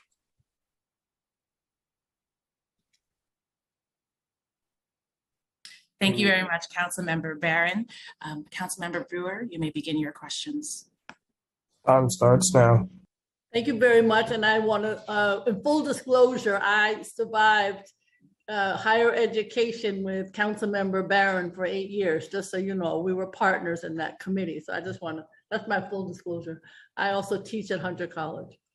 So I am also a huge fan of CUNY, but I want to understand just the different programs, because Councilmember Barron and I were in the era of John Montgolisco, who did ASAP. And that is my favorite program, with all due respect to every program at CUNY. So I'm wondering, how does that program work with some of the discussions you had? And also, there was something in the wonderful material that was provided about University Skills Immersion Program, and I don't know if that's a different program. I guess what I'm trying to say is we all want, I'm going to talk about the community colleges just because that's what the city funds, not to say that Charles isn't right about the need for more support in terms of students in the 4-year, because I see that with my own eyes. My question is though, what are the programs, not that you have to go into depth, but how do they relate to what you're talking about? And then second, I must admit, I've always said that CUNY should take over DOE, because the DOE programs that are working with the CUNY colleges, right? Some of them are screened, some of them are not. I started one of them, so I know, Hunter Science. But they're really good and they work. So DOE is so messed up, sorry for those who may feel differently. There shouldn't have to be all of this remedial, because the DOE should do their job. So I guess I'm looking forward. What should we be doing? Maybe you can't say it all, but say what you can. What should we be doing at DOE to get students ready so we don't have to have the remedial? I'm so upset with DOE generally. I don't know if it's going to change. And the other thing I want to just say is I'm a big fan of CUNY in the Heights, because I helped get it started. And I just didn't know if in your discussions, if there were some issues that you have learned from that fabulous campus, I hope would be able to take advantage of. So mostly I'm interested in what are the programs that exist and how do your programs fit into them? And I'm a big fan of John Montgolisco. I know he is retired, but I know Charles is a big fan of his also. And then the question is, what about the future? And I want to thank Chair Dinowitz, because your background as a teacher has been extremely helpful today. So thank you, Councilmember Brewer. It's great to see you again. So you probably know I personally have led ASAP. I directly oversee ASAP and have for many, many years. I was one of John Montgolisco's key staff. So ASAP is the biggest program in my portfolio, along with CUNY Start, Math Start, CLIP, and our EDGE programs. So I'll start from the beginning. So first, we see all of these programs, to the extent that we can create synergies, as intended to move students towards their desired goals, which for students is degree attainment at CUNY. So I'll specifically speak about the relationship between CUNY Start, Math Start, and ASAP. They are considered sister programs. When a student is coming into, and it's our most successful degree completion program. So it's very much held up as the next step for a student when they come into the university. If they are deemed as having significant developmental need, they're strongly encouraged to join CUNY Start and Math Start, with the promise that there's a place waiting for them in ASAP when they complete. And we have excellent relationships between these two programs. They recruit together, they promote together. There's constant dialogue between the programs. So that's very much seen as a continuum rather than a silo. And we feel the same way about the programs that operate, in the K-16 space. Any student that is currently in the DOE, and your concerns about the DOE are of course points taken. We think of them as our partners. So all of the challenges and the issues, are seen as collective problems, because these are simply our future students. So anything that we can do, through the good work in Andrea's area to better prepare students to head off the issue of remediation, to, in response to Chair Dinowitz's response, create clearer opportunities so students know the resources that are available to them and how, and when and where to access them. We want to make that possible. So there's, I don't know, Andrea, maybe you could just speak, for example, about kind of the coaches and how we're talking about like helping them understand as students are moving into CUNY, they clearly know about every single one of these programs so that they can move into them potentially. They can move into them, but we actually need, if we're going to make any change in the city, to know what the Time. Sorry, did someone else ask a question? No, I was just saying that if we get the list of some of the programs that, or some of the issues that exist. I know people at CUNY sometimes nervous to say, I don't want to criticize DOE. I got that. But you know what? In order to get these changes done, we have to do that because these students are not being supported. They are by CUNY, but not necessarily by DOE. So go ahead, Andrea. I know what you can say. But Yeah, I'll let Andrea, you should take that. It's not working. Go ahead. Sure. Councilmember Brewer, you are very familiar with our programs, so I don't know how much I can add to that. To Donna's point, the expansion of that near peer advising program is a good example of how we work deeply with DOE to be responsive and to build on successful programs. So we were doing college advising with graduating seniors at about 100 high schools. When COVID hit, we quickly saw the need to expand that program. We're able to obtain funding for it, and now for the last 2 years have been able to ensure that every graduating DOE senior receives that individualized support from a CUNY college coach, and integrated that support into the texting program that DOE launched. So the students are getting messaging from CUNY and DOE in a really integrated way, starting in that spring of junior year.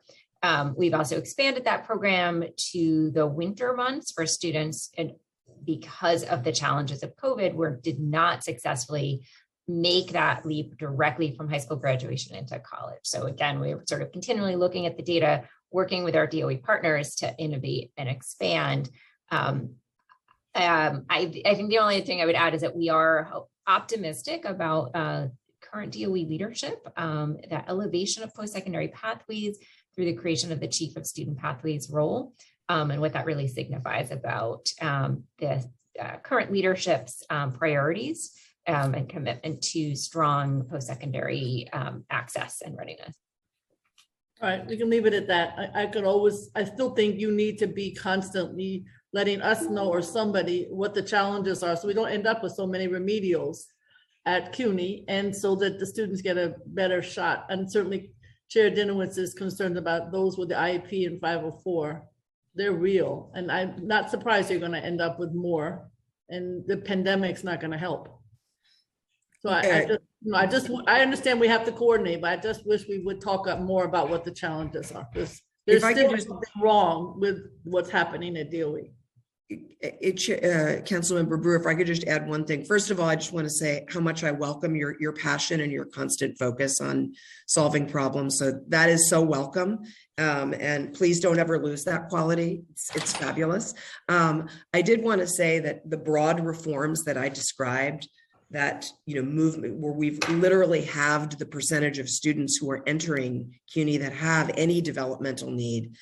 That is a Herculean effort. And I do want to say, while CUNY drove that work, it was very much based on kind of our ongoing kind of dialogue, with the New York City Department of Education. So more students are leaving high schools college ready. And at the same time, CUNY has addressed some real structural barriers that were 100% our fault, large numbers of, so I just wanted to say, I think the very positive place we're at, fully recognizing we have more of a mountain to climb, is we're proud of it, but we also want to, share that with our DOE partners. I don't want to belabor the point. I just want to let you know right now, many students, high school kids, dropped out and are working at Amazon in Staten Island and God knows where else. They're gone. So now the question is, again, this is not part of this hearing, but what is CUNY and the city going to do to get them back so that they're getting educated at Amazon or wherever else they're working? Hundreds of high school students are gone. And so I'm just letting you know, as another, you think about remedial, this is like 10 times remedial. So there's just a whole lot of work to be done. Congratulations on having it. But the challenges are even more intense, in my opinion, than ever. So, but thank you very much, Chair.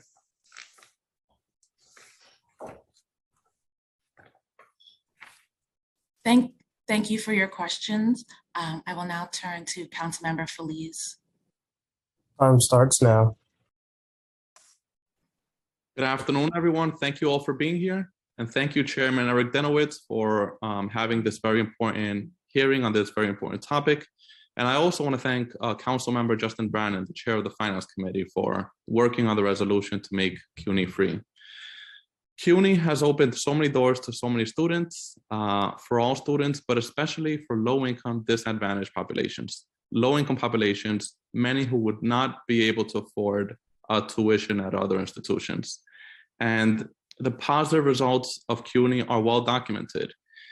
Year after year, CUNY has ranked high in terms of economic mobility for low-income populations. It's created a lot of opportunity, and it's opened a lot of doors for some of our most vulnerable students. And my neighbors in the Bronx are examples of that. I too am an example of that as well. I proudly attended Bronx Community College, also Lehman College, where I had the privilege of obtaining 2 different bachelor's degrees, and also CUNY School of Law. I became the first lawyer in my family.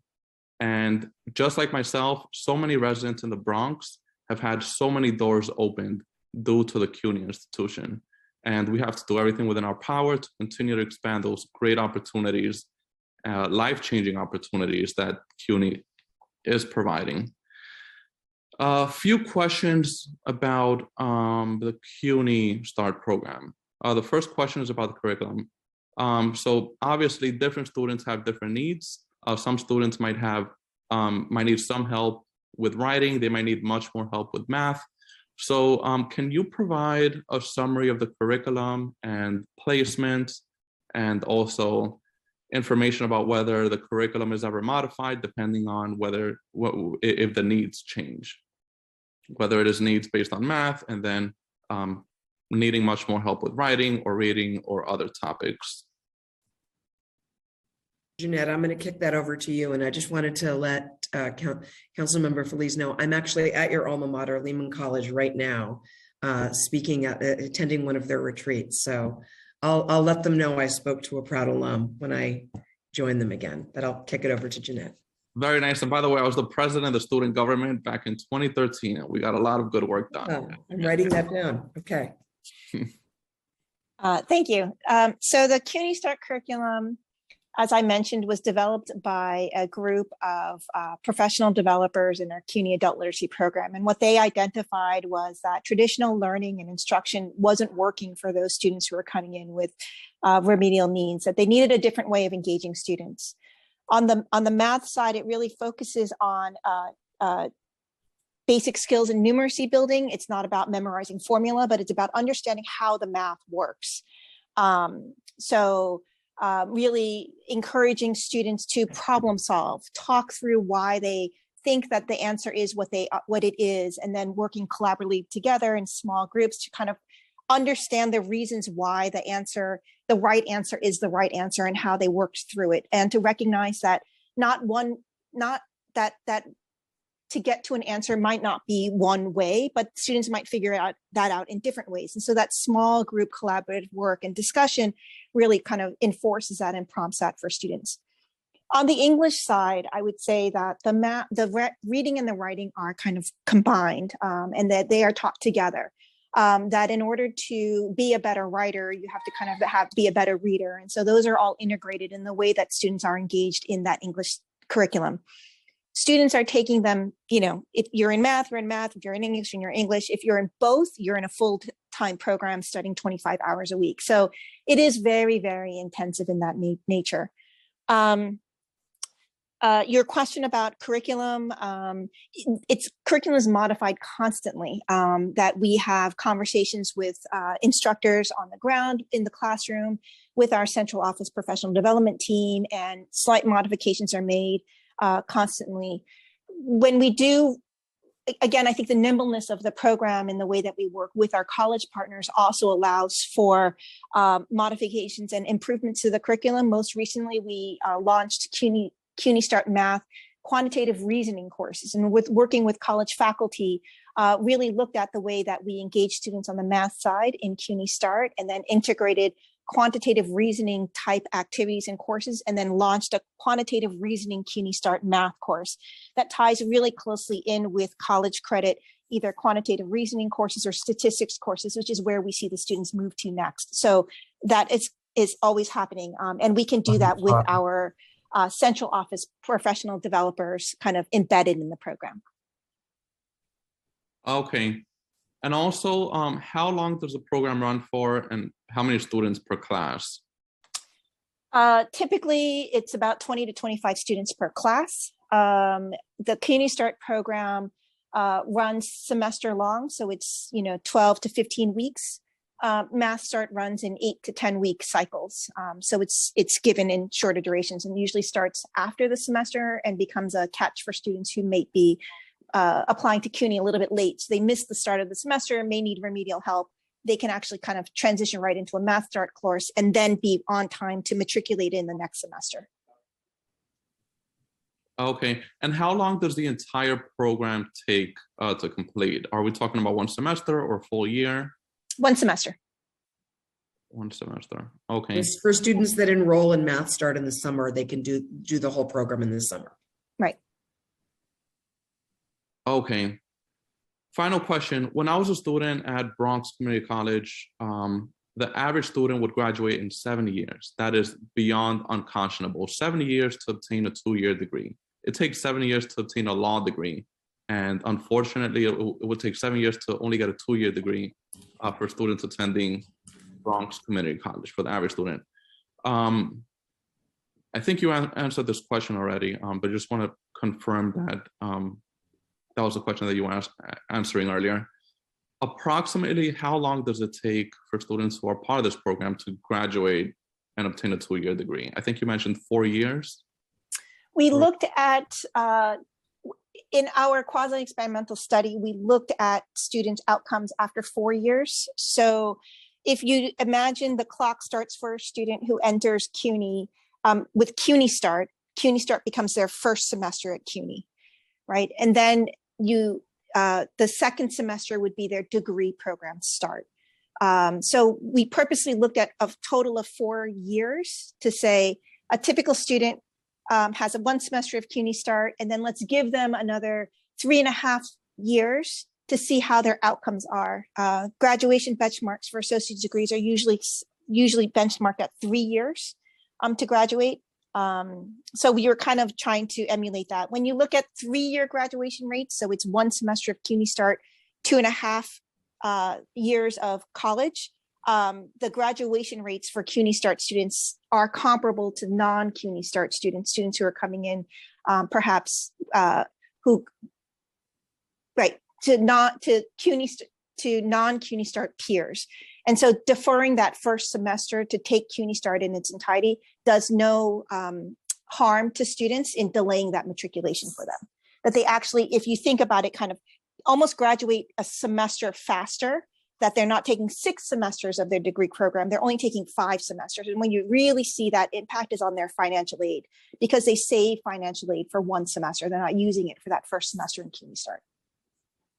Okay. And for students who participate in the CUNY Start program, after completion, they need some additional help with, let's say, writing. Are remedial courses still available for them, or other courses before they start taking the college degree courses? So if a student completes CUNY Start and has not met their proficiency benchmarks by the end of the program, which most students do, they are encouraged to enroll in the COREC courses where they can earn their college credit that next semester with some additional supports. That's where we see most of our students as their next step if they do not reach proficiency at the end of the program. Okay. So the reforms that you heard about, this big ramp up of co-requisite is very important. We have very high success rates in CUNY Start and Math Start. Most students move in, fully ready to just go directly into the Gateway Math or English course without any support. But for those that might still have some need, those co-requisite supports are so critical, because they're not put through another treadmill of, having to get, go through another series of courses. They can go directly into that credit-bearing course with support. So we see this integration of CUNY Start and Math Start with these broader reforms as so critical. And that's all fully laid out in very clear policy that's been broadly communicated to all of our colleges. So we're very happy about that no one is told, oh, you did CUNY Start or Math Start, you didn't succeed, go to the back of the line and take a traditional remedial course. That's going away completely effective this fall. Okay, got it. Thank you so much for the information. No more questions on my end. If I could just add one thing, just because you're a Bronx Community College graduate, I just wanted to say that large numbers of students that leave CUNY Start and Mass Start matriculate into ASAP, and we're very proud of the fact that they perform just as well as students who may not have been in the program. So the outcomes are very, very comparable. We still see those very high 52% three-year graduation rates for students, that may have been in CUNY Start or Mass Start once they join ASAP. So the program, it's a very powerful pre-matriculation model. Yeah, very nice, very nice. And by the way, I also teach at not BCC, but Hostos Community College. So wonderful. Oh, you certainly are. Wow. Yep. Yeah, so yeah, thank you so much for all the information and everything that you did on CUNY. Thank you. Thank you for your question, Councilmember Feliz. We will now hear from Councilmember Joseph. Time starts now. Good morning, Chair Dinowitz, Chair Brennan, colleagues on this call. Thank you so much. This was one of the things, and I'm going to echo what Councilmember Brewer said earlier, in terms of there should be a connection between the DOE as an educator of elementary school for the past 22 years. There has to be a pipeline. So when Chair Dinowitz got the seat, and I said, as the Chair of Education, we need to work together to make sure that K-12 and higher education has a connection. There's no disconnect. By the time they arrive to CUNY, they should not be spending most of their time taking remedial classes. If we're doing what we're doing, if we're doing our part from the DOE end, they should not be coming into remedial classes as freshmen. They should be able to accelerate, succeed, and move on to the next. As my Councilmember Feliz said, it should not take 7 years to earn an associate degree. That's crazy. It should not happen. So again, I support the new CUNY deal for New Yorkers. You guys deserve a world-class education in New York City. A student should have access to the best, greatest urban university in the world. CUNY propels 6 times as many low-income students into middle class beyond all 8 Ivy Leagues. So we have the formula here. We just need to make it better. I support making CUNY free in-state students, increase the funding for CUNY students as well, urging the number of mental health support that the students have, meet recommended national standards, hire additional faculty, lower classroom size. So I stand with Albany as well to call on them for them to do the right thing for CUNY. I have a few questions. I noticed that you talked a lot about CUNY Math Start and CUNY Start. As successful as they are as an educator, data drive my instruction, data drive my policies as well. How do you plan on expanding that program? I know it's at about 8 to 9 campuses. Are there any plans to extend the program? Also, I know that proficiency index metric in terms of remediation, is there a reform being put into place to address these problems also? So that's my question. And how do we plan on making CUNY DOE a pipeline to CUNY? How do we support, as my council Brewer said, how do we make this better? So when our students transition into CUNY, that it's also it's working for both sides. So thank you so much, Member Joseph, for these excellent questions and for your commitment to seeing more students succeed that come to CUNY. We're incredibly grateful for that support. So I think we've mentioned some of the synergies, and our attempts to kind of work in partnership with the DOE to, again, using that kind of public health preventative approach to at the earliest possible juncture, find out which students are potentially going to need developmental education when they come to CUNY, and to try to offer the broadest array of supports that we can at the earliest juncture, and to think of this in partnership. So Andrea, I don't know if you want to say a little bit more about any of this work, but this is a very unique opportunity, with a new chancellor, with this kind of elevation of student success that's happened. I think we may be at a very critical inflection point. Do you want to say anything more about that? Sure. And I think we are in, as Donna is saying, I'm happy to add to that, that we're in a really great moment in terms of, you asked about data, which we really appreciate. We have a lot of data that shows that experiences like College Now, earning college credit before graduation, accelerates students' momentum and persistence in higher ed. And we have strong programs through our Early College Initiative and College Now, with many years of success data and an infrastructure to run these programs at scale.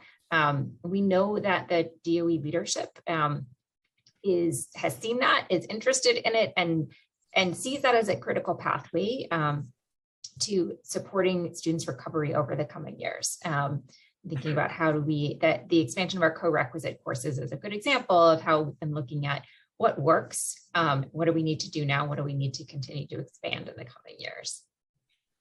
Yeah, I just wanted to underscore that last point Andrea made, Councilmember Joseph, that the very, very positive data that we're seeing, that students do so much better in these co-requisite models, rather than kind of just hoarding that kind of on the post-matriculation side.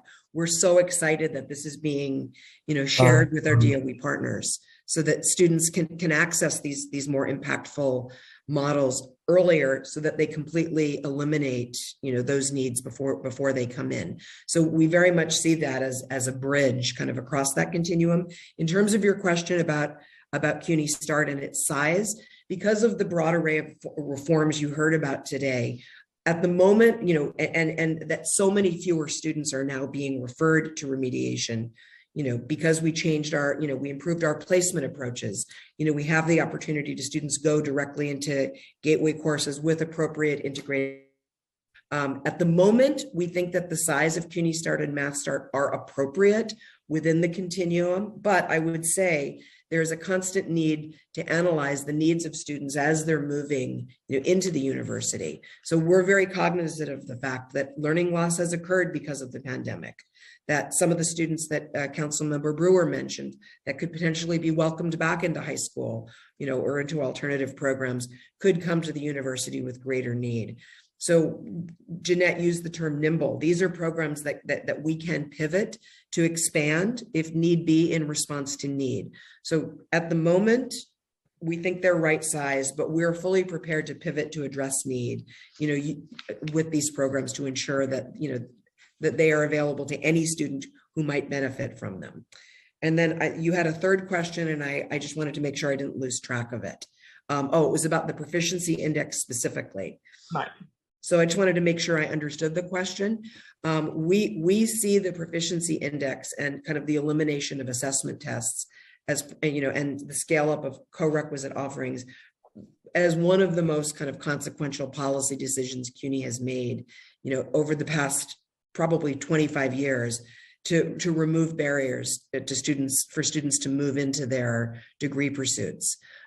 So we will constantly be tweaking the proficiency index in dialogue with our faculty, feedback from advisors, from students directly, to see what we can do. But from my point of view, as someone who's been at CUNY for a long time, I have to say this is probably one of the most consequential improvements I've seen, to access and equity, removing key barriers that stood in front of far too many students for so long. So at the moment, we're continuing to tweak it. We're continuing, all colleges are implementing it that offer the associate degree. And I think that we're on the right track to, ensuring that many, many more students can move directly into their gateway math and English courses with the appropriate level of support, whether it's an integrated model like CoRec, participating in a transition program like CUNY Start or Math Start, or University Skills Immersion program, or one of our pre-college programs. So it's kind of all of a piece, but I didn't mean to get up on my soapbox about the proficiency index, but given the thrust of your question, I felt it was important for you to hear that from me. Definitely, it is important for you to tell me what you guys are doing, so we know on my end as the chair of education, I'm talking to the chancellor to make sure they're doing the right thing on their part. So when we come together, there's no disconnect. There should never be a disconnect between education and higher education. Even youth services and all those programs should go hand in hand. So absolutely. I'm a little disheartened that there's a big lack of, I can say, from the DOE part. So we'll make sure we get them into shape. Thank you so much for today. Thank you. Thank you, Chair Dinowitz, for your leadership. Councilmember Joseph, I hope you get them into shape because, as was mentioned by myself and multiple members here, I think the mere existence of these programs sure is helpful to the students, but that they exist indicates a huge gap in the education that we're giving to our students before they even get to CUNY. But Ms. Sunachan mentioned that this is a great moment. It is a great moment for another reason. In this right here, in this virtual room, you have two public school teachers, myself and Councilmember Joseph. You have adjunct professors right here as council members. You have a former chair of this committee. You have people who are deeply dedicated to ensuring that our students of all ages exceed throughout their entire school career and into adulthood, not just in elementary school, middle school, high school, or in college in these silos, as it so often seems our education system exists. So I look forward to working with my colleagues and continuing to work with all of you to make sure that is their through line and that we are all working together so that that K through 16 initiative can really, fulfill the promise of what it's supposed to be, and maybe one day even become a 0 through 90 initiative. All right, that's the goal. I'm going to turn it back to Amy Briggs to introduce the next panel. Thank you, Chair Dinowitz. Seeing as that we have no other council members waiting to ask any questions, and Chair, if you do not have any additional questions for the administration, we can start public testimony. Thank you. Yes, please. All right, so we have concluded the administration's testimony and we will now turn to public testimony. I would like to remind everyone that I will call people up in individuals in panels. Once your name is called and a member of our staff will unmute you, and you may begin your testimony once the Sergeant at Arms sets the clock and gives you the go-ahead. All testimony here will be limited to 3 minutes. Remember that there's a few second delay when you are unmuted before we can hear you. And please wait for the Sergeant at Arms to announce before you begin your testimony. In our first panel, we will hear from Assembly Member Karen Reyes, James Davis, President of PSC CUNY, Lorraine Cohen, Felicia Wharton, and Adela Effendi. Assembly Member Reyes, you may begin. Time starts now. Thank you. Good afternoon, New York City Council members, advocates, and members of the general public. My name is Karines Reyes. I am a member of the New York State Assembly representing the Southeast Bronx neighborhoods of Parkchester, West Farms, Castle Hill, Van Nest, and Unionport. I am pleased to be here to testify in support of the proposed resolution calling on the New York State Legislature to pass legislation and the necessary investments of state funds to implement the New Deal for CUNY. This legislation and budgetary proposal would infuse $1.8 billion over 5 years into the city's higher education system and turn it into a 21st century world-class institution that New Yorkers need and deserve. Specifically, this proposal would reverse persistent cuts that the City University of New York has experienced over the course of the last few decades, while adequately serving the needs of students and faculty. Over the last 30 years, the system has seen drastic reductions in funding for student aid, which has resulted in a loss in vital services, a scarcity of full-time and tenured faculty, and a dependence on overworked and underpaid adjuncts.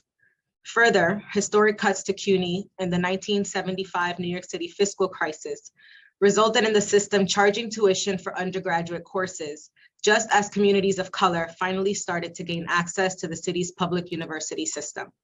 Students of color who have been effectively barred from taking courses at CUNY due to de facto segregation until the mid to late 1960s would experience less than a decade of free tuition for undergraduate courses when the system first imposed tuition in 1976. The increasingly prohibitive cost of higher education is a matter of dire racial and class injustice that requires our attention as leaders and policymakers. The New Deal for CUNY proposal would establish minimum staff to student ratios for full-time faculty, hire more mental health counselors and academic advisors to provide more social emotional support for students, institute a capital plan to repair crumbling infrastructure, and make undergraduate education tuition-free once again. These solutions will greatly improve students and faculty experience on CUNY campuses and make a quality college education more attainable and affordable for students. All New Yorkers benefit from the mission of our city university. My borough of the Bronx has nearly 40,000 students and approximately 2,000 faculty that rely on CUNY as their ticket to opportunity. The wonders that a good college education, especially a quality CUNY education, can do in the lives of New Yorkers are presented in my own personal story. In the early 1990s, after my mother and I immigrated to the city from the Dominican Republic, my mother enrolled in CUNY courses for English and accounting at LaGuardia Community College in Queens. Many times she took me with her in those classes. I would copy instructors' notes from the board, and it was a way for me to pick up valuable words to help me develop English proficiency. I'll finish.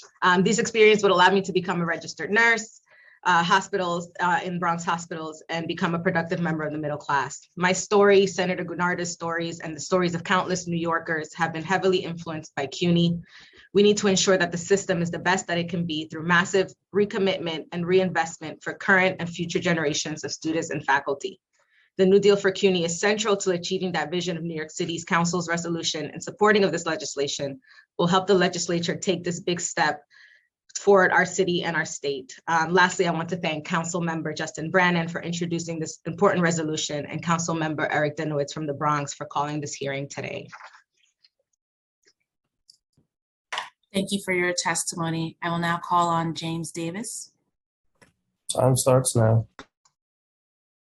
Good morning. First of all, thank you so much, Assemblymember Reyes, for those powerful words. And thank you, Chair Dinowitz and members of the committee. It's really good to be with you for this inaugural hearing of the Committee for Higher Education under its new leadership. I'm James Davis. I'm the president of the Professional Staff Congress, the union representing 30,000 faculty and professional staff at CUNY.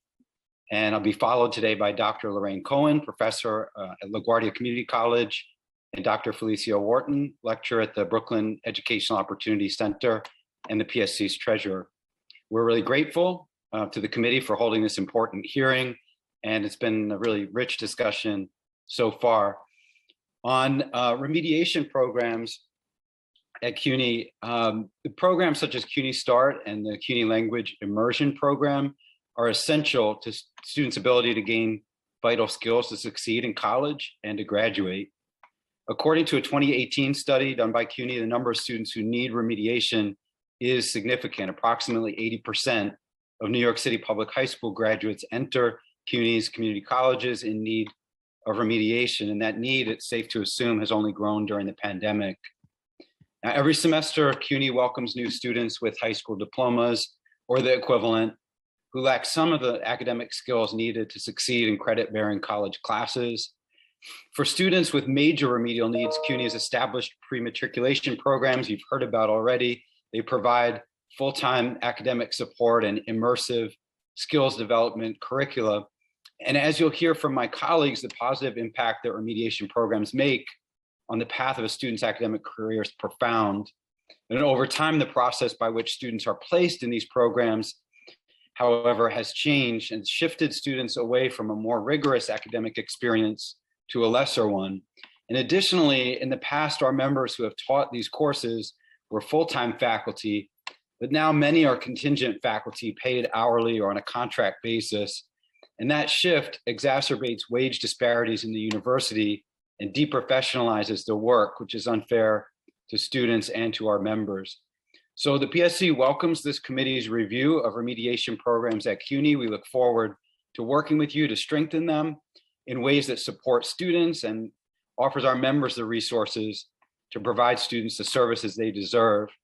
With the balance of my time, I'd just like to speak on behalf of the resolution on the New Deal for CUNY. We're very grateful to the members of this committee who support that resolution. It's a pivotal moment for this university. Your yes vote on the resolution introduced today will show our state legislators that public higher education is a critical priority and a smart allocation of the state's resources.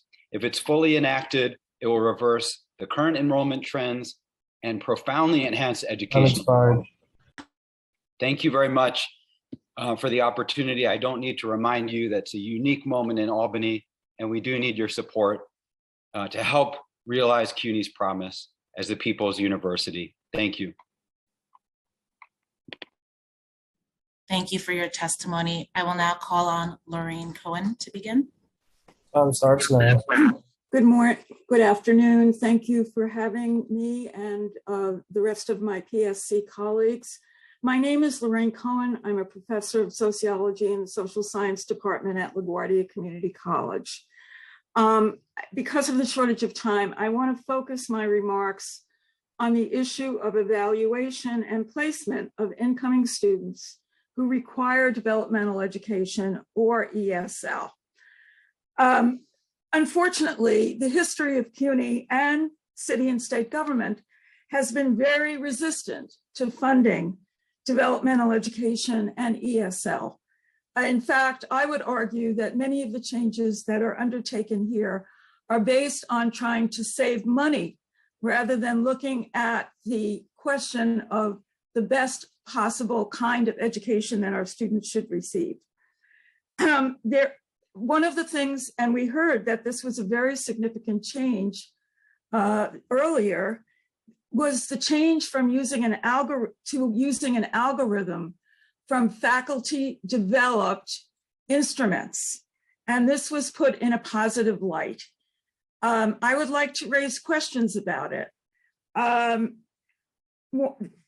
Many department chairs and faculty who have taught full-time faculty in the regular academic programs have challenged the use of this algorithm.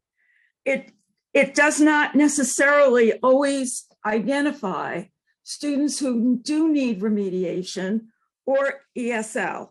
It sometimes can't deal with older adults or students that attend specialized high school or immigrant and foreign students. It's unclear what's happened to these students, but it is possible that their disappearance is one of the causes of lower enrollment in the community colleges. Until this semester, four-year colleges have had much less severe enrollment problems. Has the change in the means of placing students in 2 or 4 year schools been a factor that partially explains the reason that community college enrollment has dropped so precipitously?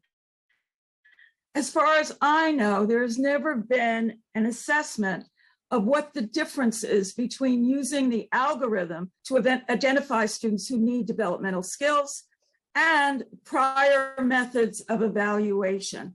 Certainly is cheaper because you don't need faculty to read, for example, or grade faculty developed instruments. And in addition, management, I'm sure there are that CUNY START and the other programs that have been described are one important development and one form of developmental education.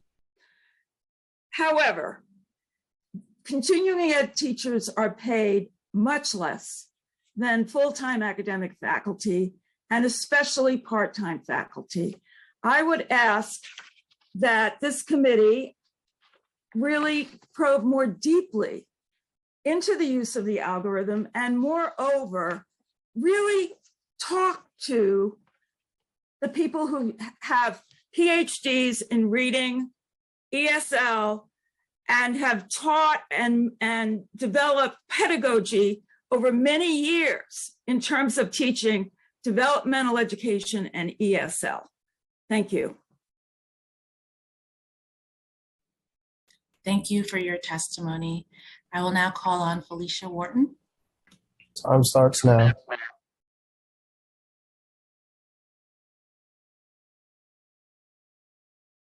Felicia, we can't hear you.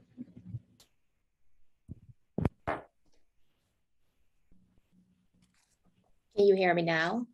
Yes. Okay, thank you. Good afternoon, Chair Dinowitz and committee members. My name is Felicia Wharton, and I'm the treasurer of the Professional Staff Congress. Before I took this office, I spent most of my career, which is about 20 years, working in remediation.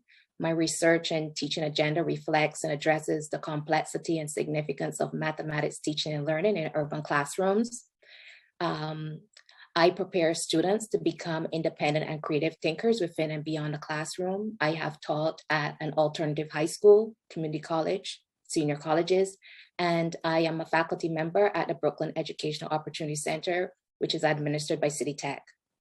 I have observed various methods to help students succeed in remediation at each institution. And I can tell you there is no one-size-fits-all technique to assist underprepared students to succeed. As the population of learner changes, we have to be innovative with new approaches to make a difference. At the BEOC, we help students attain their high school diploma. Many of our students then go on to college. One of my students, Lynn, was a student at the BEOC who is now attending BMCC. She began her academic career in CUNY Start. She said to me last night that the BEOC provided her with a foundation, and the CUNY Start paved the way to provide academic momentum. Lynn entered BMCC in the fall of 2019 and will graduate in spring 2022 with a degree in public health. She's also on the Dean's List. This is one of many stories. I've also taught at City Tech in the summer immersion program. This is a program where the majority of the students are just recently graduated from high school, and we prepare them to exit their mathematics remediation class. I urge the city legislature to invest in support systems for underprepared students, and I also support a New Deal for CUNY. It is time to fill in the gaps and help students complete their journey from entrance to graduation. The New Deal for CUNY increases the ratio of full-time faculty to students to enhance the quality of students' experiences and also increase student retention. When students enter college, they are provided with so many choices and sometimes very little guidance. Inadequate access to advisement is an issue that students face. The transition to college is very challenging for students, whether it's you're a high school or you're an adult learner. And we have to provide services to help students complete. Many students are first in their families, they're working, they're caregivers. The New Deal with CUNY will bring the ratios of academic advisors and mental health counselors to national standards. Also, many students drop out of college due to financial burdens, and the New Deal for CUNY commits to an undergraduate first dollar free tuition model at all CUNY colleges. I urge the city legislature to provide adequate funding to developmental education because all students deserve to succeed. I also call upon the state legislature and the governor to pass the New Deal for CUNY and reinvest in CUNY. Thank you. Thank you for your testimony. I will now be calling on Adela Effendi to testify. Time starts now. Thank you to everyone on this video call and the City Council Committee on Higher Education for this opportunity to speak about CUNY Start Math Start programs. My name is Adela Effendi, and I have worked with the CUNY Start Math Start programs in various capacities during the last 8 years of my professional life. I'm also a mother, a licensed social worker, and an advocate for our communities, having been raised and grown up in Queens and attended public schools my entire life. While I cannot substitute for the voices of our staff and students, I have had considerable time facilitating direct practice work and would like to share the essence of the CUNY Start Math Start programs, including its level of support to students who have remediation needs. Last semester, as I attended one of the virtual classes I was just recently a student advisor for, I observed our math instructor expertly attend to the needs and inquiries of students genuinely confused and intimidated by what they were learning. I heard what felt like self-doubt in one of our students' voices, followed by the comment, you know, I was never good at math, and at 42, I'm still learning how to do the basics. I'm sure everyone else is getting this.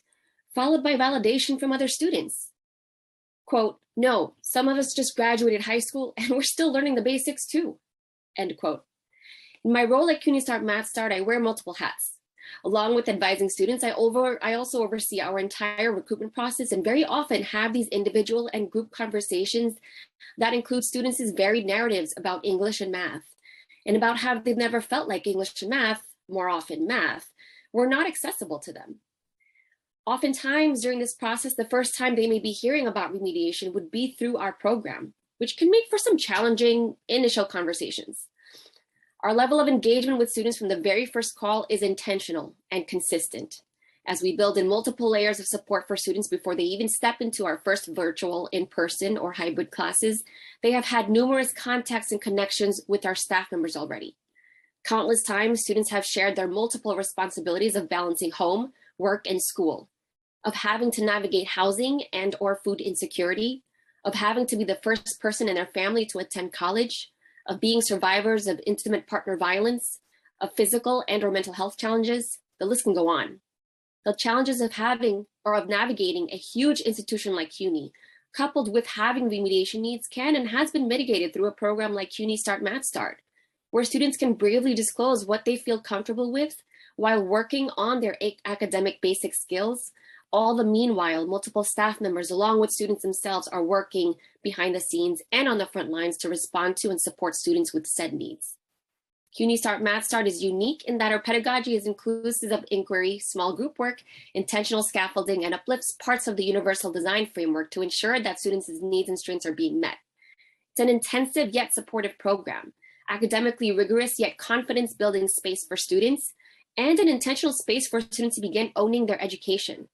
From students themselves, they have let our staff in our program know the following: I kind of like math now. I can go into my math credit course more confidently. Now I'm excited to continue college. Of course, we cannot ignore the environmental anomalies that continue to act as barriers for our student success, much more than this idea of safety. We aim to provide an academic and social-emotional sanctuary for students to truly thrive in all that they are and aim to be, in both academics and their personal lives. Thank you for your time and consideration. Thank you for your testimony, and thank you to this first panel of public witnesses for their testimony. Before I turn to Chair Dinowitz for additional questions, I'd like to remind council members to raise their hand in the Zoom. Use the raise hand function in Zoom to indicate that you have a question from the panel. Chair Dinowitz. Thank you, and thank you to the panelists for sharing your testimony. My first question is for Assemblymember Reyes. During this hearing, and I think even in the news, a lot of what we hear about the new deal for CUNY is free tuition, which is vital. And we heard Ms. Wharton talk about academic advisors, better ratios for academic advisors. So tuition, mostly, a little bit academic advisors. Are there other things in the bill that would benefit students beyond academic advisors and free tuition at our CUNY schools? Yes, the bill would also include increased mental health counselors, academic advisors, full-time professors. Currently, the CUNY system relies, and I said this in my testimony, on a lot of adjunct professors. And we also believe that making sure that we are paying full-time professors adequately and having them have a significant, what we call the ratio, an appropriate ratio of student to professor in classrooms is important. So that's part of the language in the New Deal for CUNY as well. And there's also allocations for capital improvements, because we've talked about our crumbling infrastructure that needs significant investment. So students have a dignified classroom in which to learn and take their classes. Well, so to be clear, it's very comprehensive. It is about the students and their academics and their finances, but it's also about their mental health. It's about the professors who are in the CUNY system providing that education. It's about the physical space. So this really is a comprehensive piece of legislation. Ms. Effendi, so as someone who is engaged in this CUNY Start program, you spoke about things beyond academics. Often in these hearings, often as I think we speak about college, we speak a lot about academics, right? That's what we think we go to college for. But obviously in Assemblymember Reyes' bill, it addresses so much more than the academics. And you mentioned things beyond academics like food insecurity, DV, housing. Just out of curiosity, I don't know if you can provide a number or quantity, but how much of your time or energy would you say is dedicated to the academic aspect of your interaction with a student? And how much of that time and energy is focused on non-academic things, such as you mentioned food insecurity, DV, relationships, housing? Yeah. I think it's hard to quantify because for us, the academics is the social emotional.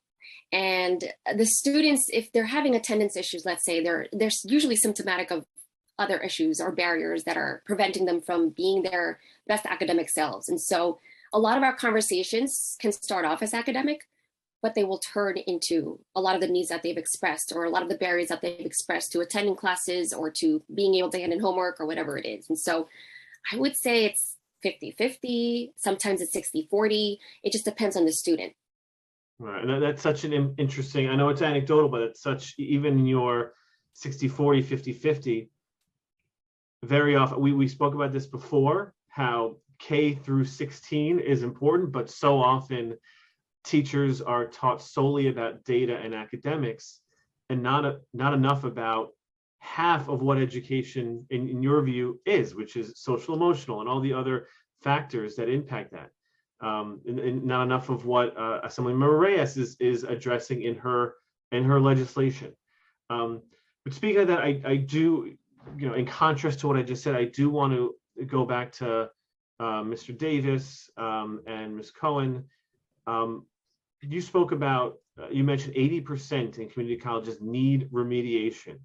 And it was also mentioned that these programs are becoming less academically rigorous, and Ms. Cohen, Professor Cohen mentioned lower standards. So Ms. Cohen, Professor Cohen, can you speak a little more about these lower standards? And then Mr. Davis, if you can also speak about what you meant by less academically rigorous. I'm not saying that the CUNY START and those other programs are doing a terrible job, but I do want to contrast the qualifications for people on the academic side of the institution, both in terms, especially at the community colleges. Teaching and pedagogy is number one. So there have been all kinds of models of teaching ESL or reading and writing, even math. I do think I've heard a lot about the integrated model that has been discussed, and it's gotten fairly positive reviews, not from everyone.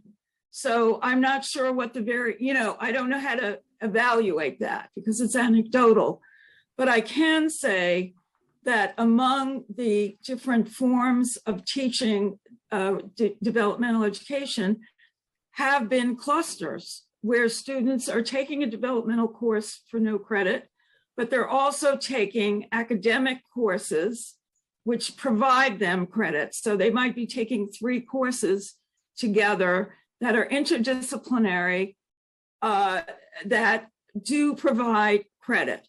The other issue is, where the issue of financial aid. That's one of the great motivators for putting so many students in continuing ed. But that was not written in stone. Financial aid has changed over the years. It was reduced under other governors. Part-time financial aid was reduced.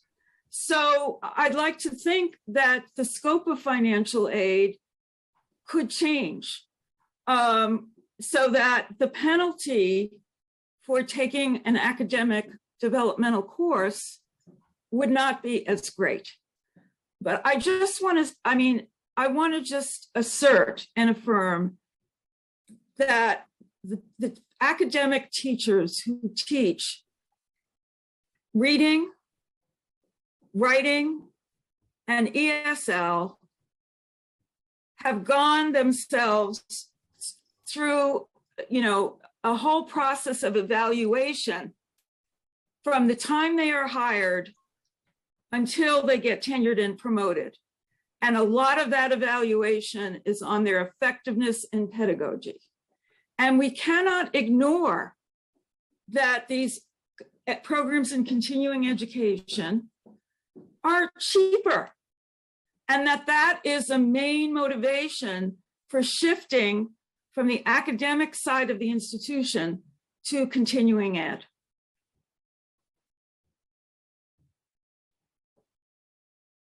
Okay, thank you. And similarly to Mr. Davis, going back to this, you mentioned less academically rigorous. Can you expound upon that, please? Sure, and I think that Lorraine mentioned a number of things that I was going to indicate as well. I mean, I think the account that we heard from the CUNY administration was that what had to do with the fact that national research shows that remediation, students entering into remediation, the effort was to reduce over time the number of students who required those courses and to bring them into co-requisite classes rather than prerequisite classes on the basis that it impeded their pathway to graduation. And I think what we're concerned about is the effort to reduce those numbers. I think the figure that was cited for fall of 21 was 43% in remedial courses. That not compromise the actual needs of the students in those classes. In other words, that not be artificially driven, but rather be actually driven by the organic academic needs of the students themselves. To pick up on something that Lorraine just mentioned, it's really worth noting that in terms of the labor force, in terms of the full-time instructors within the CUNY START and CLIP, the College Language Immersion program, the most recent data that we have is that there are 134 full-time instructors in those programs, whereas in the continuing education programs, there are almost 800 part-time instructors there. And so I think what you see is the structure of the instructional staff weighs so much heavily, 6 times more heavily in the part-time titles, which is not in any way a criticism or an indictment of those instructors themselves, but rather the funding model to support the students and the quality that's available through the funding model that supports full-time instructors with the expertise that Lorraine has just described. Right. Though I think we have 2 of those part-time instructors on the committee. So I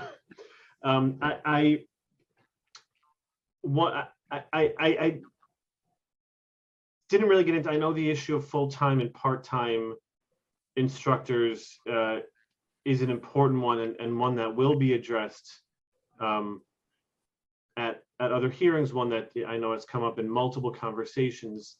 I guess I'm concerned that in shifting models, because I've seen this in the Department of Education, where in a push to increase graduation rates in the public schools, the need for remedial courses also increased, right? When there's an obsession with data and looking good, it's often the students or another institution that has to make it up. And it just sounded like you were sort of suggesting that perhaps these programs and changing the model is also perhaps an attempt to, kind of make it look like more is being done for the student when in fact they're being less prepared or receiving less of the preparation that they need to succeed in their courses.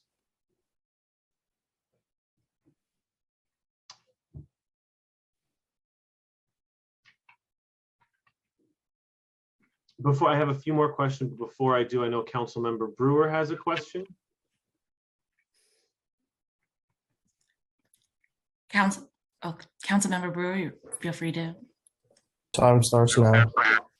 Thank you very much. I just want to ask Ms. Wharton the same kind of question, because you have so many different experiences of different aspects of trying to get students ready. So I just wanted to ask you, listening to this conversation, is there one way, or I know you said each student case by case, you were very clear about that, and I really agree 100%, but just thinking about some of the discussion we've had, do you see that there is a better path for the future? Because I keep trying to think of what should we be doing that would be the best for the students and for CUNY. So I just was wondering if you could comment.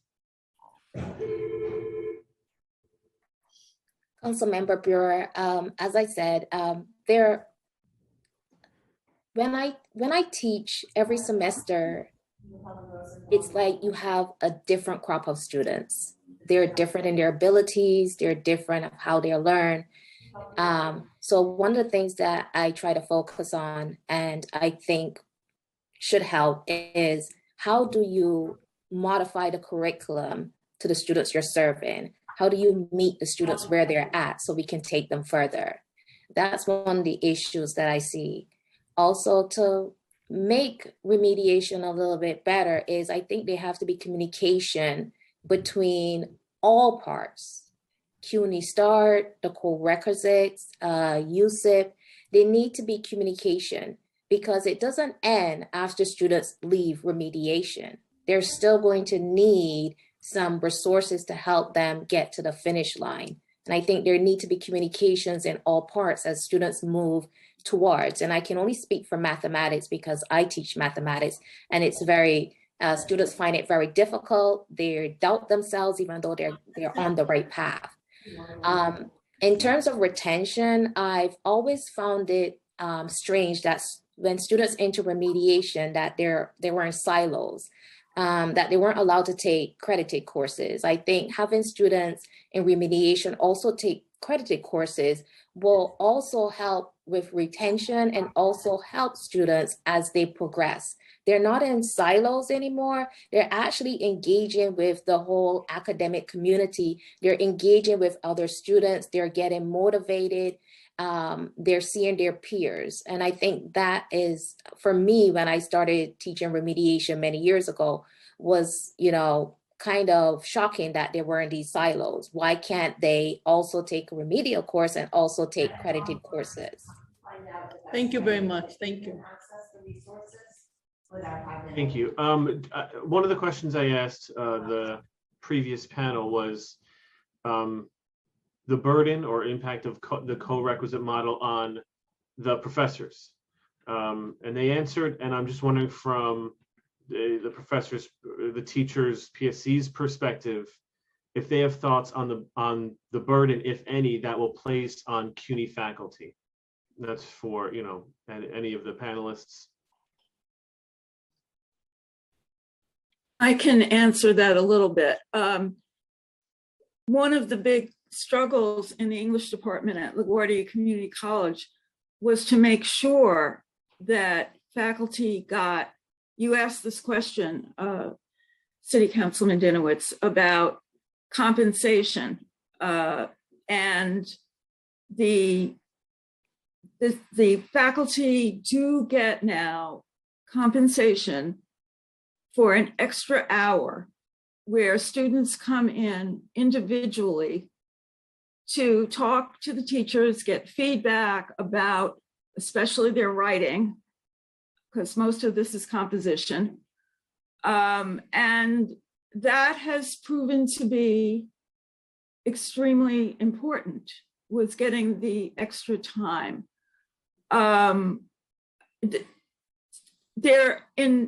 Again, my knowledge is anecdotal, that, for example, a professor in math at BMCC has said this was very difficult, that the students were so far behind that she had to spend enormous amounts of time going over the developmental part and having less time to do the rest of the course content. I also want to say one thing about algebra, which I know we're not talking about here, but there is a kind of tracking when you say students don't have to take algebra, because students are 18. They may not know they want to become a nurse or an engineer or a doctor at 18, but if they haven't taken algebra, that's not an option. They're going to have to take it again. So this idea that social scientists can get away with statistics while some other disciplines can take algebra is, I think it's to be questioned, as is the use of this method for placing students in community and senior colleges. I wanted to make that point. I don't have the empirical data, but I would like to see research on this on the part of CUNY itself. Chair Dinowitz, I taught in a co-requisite model for City Tech, and I can tell you that it is very time-consuming, as Lorraine spoke about the math teacher. You have to be able to divide your time and try to figure out what deficiencies in developmental areas that the students lack. Also, what I found difficult is if I'm teaching a developmental class and the co-requisite part is taught by another professor, then you have to then allocate time to meet with that person so that you're working in this co-teacher model. It's challenging, but yet still doable. But as Lorraine said, it takes a lot of work to try to move the students through the curriculum. Thank you. I do have a question about that, but I do, as someone who may have experience with the nursing and algebra comment, do want to ask Assemblymember Reyes. I actually wanted to agree with Dr. Cohen. The reality is that the thinking that some career tracks require some prerequisites while not others, and trying to sift that out very early on before a student decides what their ultimate career path is, I think can set them up for not just failure, but just an extended amount of time before they're able to complete their coursework. And I think many CUNY students feel that way and have experienced that, myself included. But I also wanted to add something just from a workforce lens. I know we were talking about the importance of having full-time instructors. There's something to be said about a model that relies on part-time workers and the impact that has not just on the lives of those individuals that have to rely on part-time work, piecemeal part-time work in order to survive, but also the impact it has on the education of students, where you interrupt that continuity of being able to meet with instructors, they're having them be more accessible, and whether they're completely focused on the task at hand, which is educating you, because they may be too worried trying to make ends meet because they're only allotted part-time positions. And that is something that through the New Deal for CUNY and this legislation and this increase of funding that we're seeking, we're trying to address as well. Mr. Wharton, thank you, Assemblymember. And yes, New Deal for CUNY. Ms. Wharton, you mentioned about the challenges of collaboration and the time it takes to do that collaboration or to do the extra work if you are the one in charge of the co-requisite model. We did hear from the administration that there is training on pedagogy, growth mindset, things of that nature, important pedagogical skills. Is there also training and time and money allotted for what you feel is the work associated with the collaboration and time and knowledge needed for this co-requisite model? I don't know if there's time or money. I know at City Tech, we had one meeting. I thought it was really great with collaborating with CUNY Start and the developmental faculty. We only met once, so I don't know what happened after that. But I do know that, it has to be seamless. In addition to being with time, if you have a full-time faculty member working with a part-time faculty member, you have to find a way to coordinate so that you both meet to discuss what needs to be done in the class. Sometimes that might be difficult, as Assembly Reyes says, with someone being, a part-time worker, they might have to be at another college or university. So it's very difficult sometimes. When I taught my co-requisite, I was the only person, so it kind of made it easier for me because I was teaching the entire course and the co-requisite part. Sometimes with a co-requisite, you might have a peer tutor or a tutor that has to teach that section. So you have to then coordinate with that person. Coordination is difficult, and co-teaching is also very difficult. In terms of professional development, in the summer USIP program, we usually have professional development for 1 to 2 days, where we talk about pedagogy, teaching, and all the 8 years I've taught in USEP, we've always had that professional development model. And I thought it was very interesting. We talk about mindset and grit, and I always enjoyed those sessions. I don't know if that answered your question. Thank you. Thank you. And I see Mr. Davis is with his hand up, and then after this, I'll turn it back to the moderator to move on to the next panel. Thanks, Chair Dinowitz. So briefly, and I know that some of my other colleagues are going to be speaking to some of the issues around contingency and quality. I'm looking here at Pam Stenberg, Rebecca Smart, Heather James, passionate educators, all of them. So they're going to speak to some of the issues that you've raised. I just wanted to pull together a couple of threads. You know, right before I became president, I was chapter chair at Brooklyn College, and some of the toughest meetings that I had right before were during the pandemic, when funding for CUNY, which had been budgeted by the state, was held back 20% in 2020. And if you look at where CUNY went to cut during those moments, it was the only place that they could go, which was in contingent appointments. And the American Language Academy that serves English language learners at Brooklyn College was one of the first places that got cut. The English Language Center, which employs contingent faculty at LaGuardia Community College, cut appointments. Some of those managed to be restored. But if you think about why are we cutting in the middle of Flatbush, Brooklyn, the American Language Academy? Why are we cutting in the middle of Queens, the English Language Center, institutions that aim to be partners with the community, right? In those times, that's not just people's jobs and livelihoods that's being, cut during the pandemic. That's providing a really important service to the students and to the immigrant communities and English language learners in those communities. So I just feel like it's important to make the connection here between the budgetary needs that we're talking about when we look at legislation like New Deal for CUNY, and the issues of quality and who we're aiming to serve in the various kinds of remedial programs that are the subject of today's hearing. So thanks. Thank you. Thank you, Mr. Davis. I'm now going to turn it back to Amy Briggs, the moderator for the next panel. Thank you, Chair Dinowitz.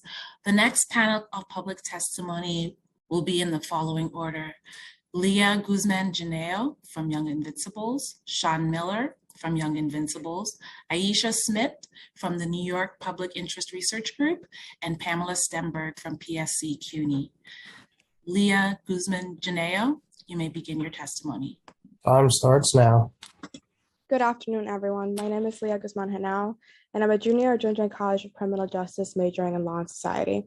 I would like to thank the New York City Council and the Committee on Higher Education for the opportunity to testify today.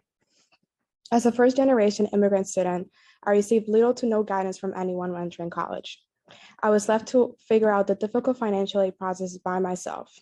This, along with many other circumstances that were out of my control, resulted in my inability to get any federal or state aid in my first year of college.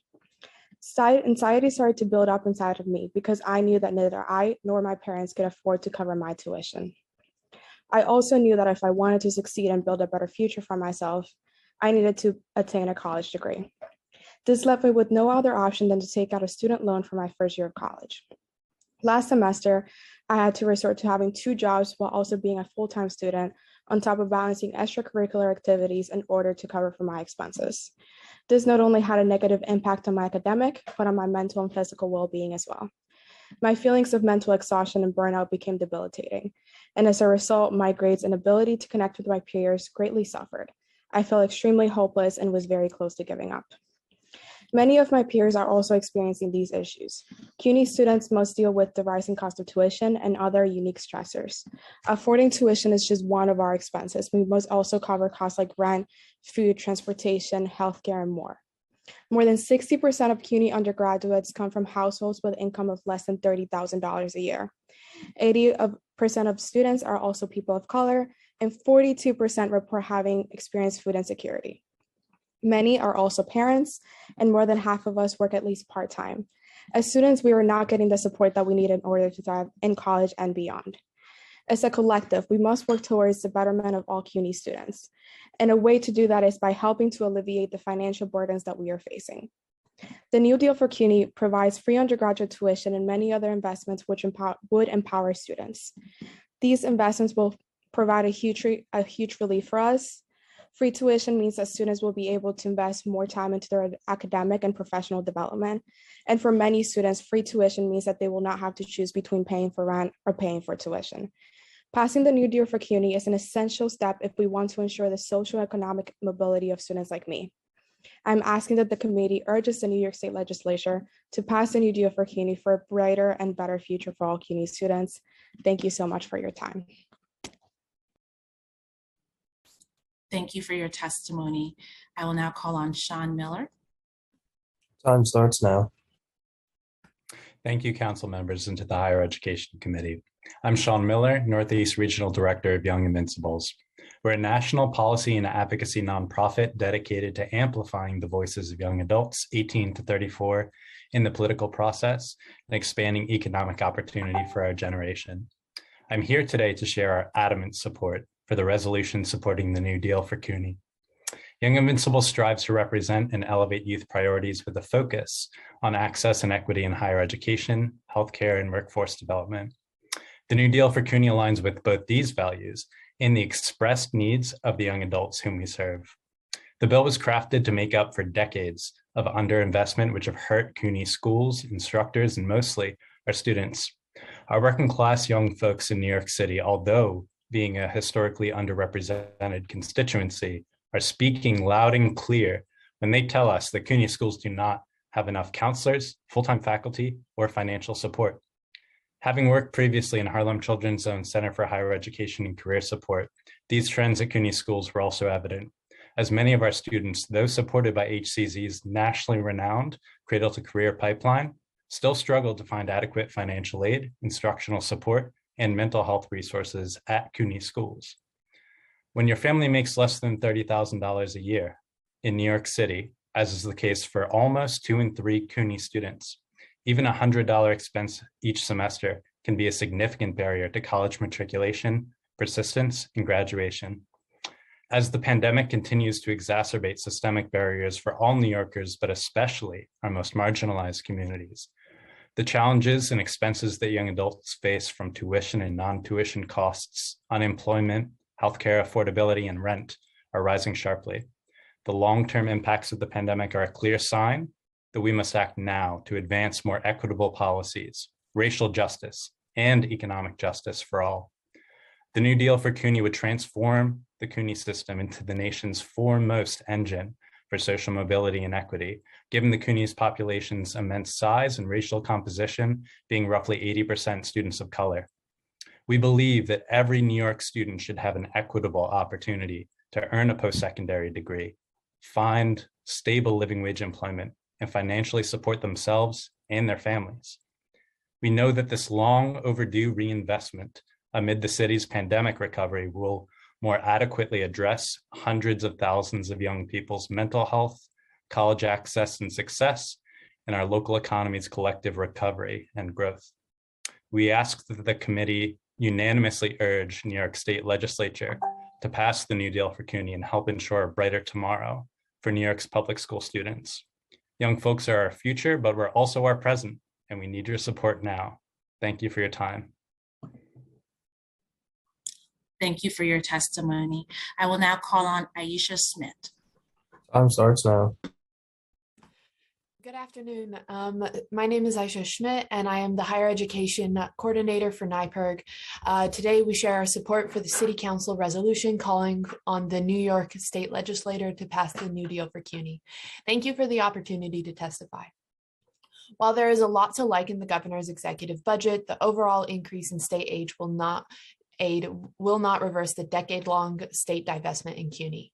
Now CUNY is experiencing an existential crisis of dropping enrollment, resulting in dropping revenue, which in turn undercuts CUNY's ability to bolster services that attract new students.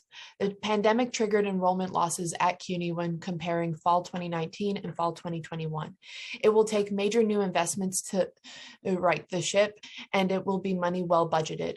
The research into economic benefits of investing in higher education have been overwhelmingly positive. CUNY is a critical engine for New York's economy, for racial and economic equity, and can power New York's COVID recovery. Significant increases in tuition have resulted in students shouldering more and more of the costs of running New York's public college institutions. While New York's substantial financial aid and opportunity programs have shielded some students from these hikes, there are many who fall through the eligibility cracks of who cannot apply for reasons outside of their control. New Deal for CUNY legislation introduced by Senator Gornardis and Assemblymember Reyes would support CUNY students by phasing out tuition, setting better student-to-teacher ratios so that students can get classes they need to graduate and receive adequate individual attention. These policies together will make CUNY attractive and attainable for prospective new students. The need for added mental health resources at college campuses could not be clear. With limited counselors on campuses, and students may experience long wait time for services or difficulty being connected to other resources. Currently, CUNY only has one mental health advisor for every 2,700 students.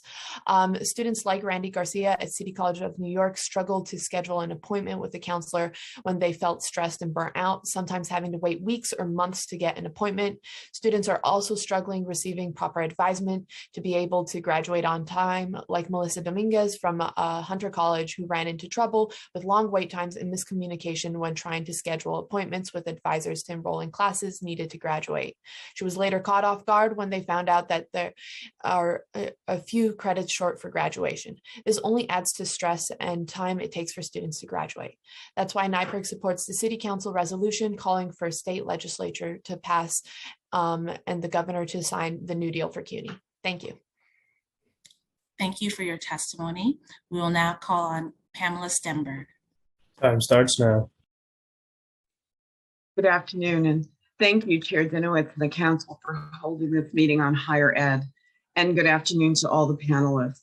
My name is Pamela Stenberg, and I'm an adjunct assistant professor in English for the past 10 years at City College of New York and Ostos Community College. I'm also a graduate of City College and a current student at the Graduate Center. I'm here to talk about the New Deal for CUNY and what it offers our students, faculty, and our city. As you've heard, my students need relief. Every semester they write to me regarding issues that are having with both elder care and childcare, jobs and unemployment, housing and mental health.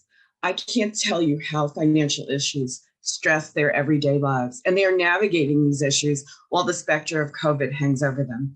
Some of them are trying to figure out how to get money to get to school. Some of them are homeless. The only way we can begin to lift up our students is to clear the hurdles that years of racist austerity policies have put in their way by returning to a tuition-free university. Assemblymember Reyes referred to our crumbling infrastructure. At City College, students have created Instagram and Facebook pages that detail in images the leaking ceilings, crumbling walls, and broken elevators and escalators, which impact the daily life of the university and present barriers to accessibility. The public investment called on by the New Deal for CUNY would invest in our infrastructure, but that's not enough. Many, actually the majority of the instructors who educate CUNY students, especially at the earlier and remedial levels, are in the very same way, cobbling together enough classes or other jobs such as bartending or dog walking to pay their rent, keep on the lights, and feed their children. And this is because over 12,000 instructors are underpaid part-time faculty members, of which I am one. How can we do our jobs when our jobs are dependent on budget fluctuations? One year there's money, we're all hired. The next year, 3,000 of us are fired. It's mind-boggling that a multi-billion-dollar university that educates 500,000 people a year can run an institution like a widget factory, right? Our students and faculties are human beings with lives and families, not numbers on a balance sheet. Imagine the impact it has on students year over year when they go back to ask for a recommendation or advice. And many of their teachers are no longer there. How can we encourage, advise, and help our Black and Brown students to join the professorate when it's such an unstable profession?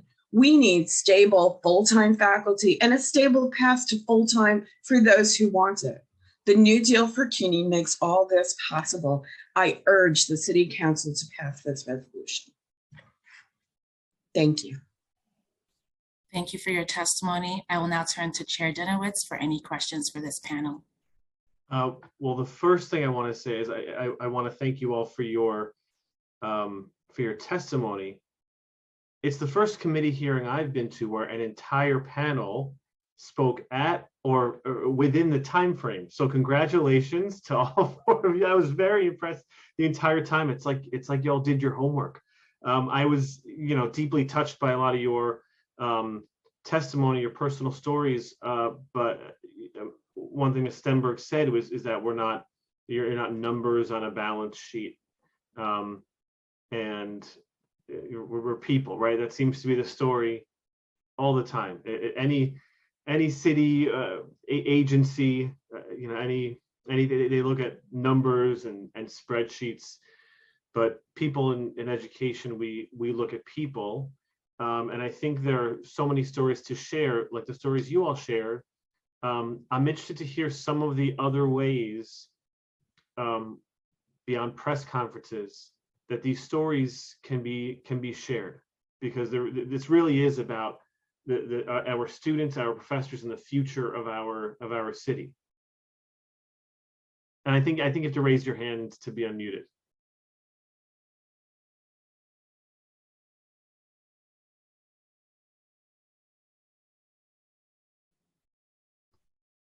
I see Ms. Stenberg. Yeah, thank you. Yeah, my internet is a little foggy today. Can you repeat that question? Yeah, just some of the other, because again, what you said, we're not numbers on a balance sheet. Some of the ways that these stories can be shared so that we as a council and the state legislators and the governor who are considering this legislation, or rather the state's considering it, us considering the resolution, can think about the people and not numbers on a balance sheet, as you said, how we can put those stories front and center. Well, I know that James Davis and Felicia are here, but the PSD has collected these stories from part-time faculty members, has posted them. We have a Twitter we've had Twitter campaigns. We have also places on our website where these part-time faculty member stories can be shared. Also, I'm not sure how the students are sharing these stories, but these are really important, and we're always out there trying to make sure that the people who are part of our bargaining unit, right, the people that we work with are, heard, and that their stories are out there. So I don't know, Felicia and James could probably speak even more to what exactly we're doing.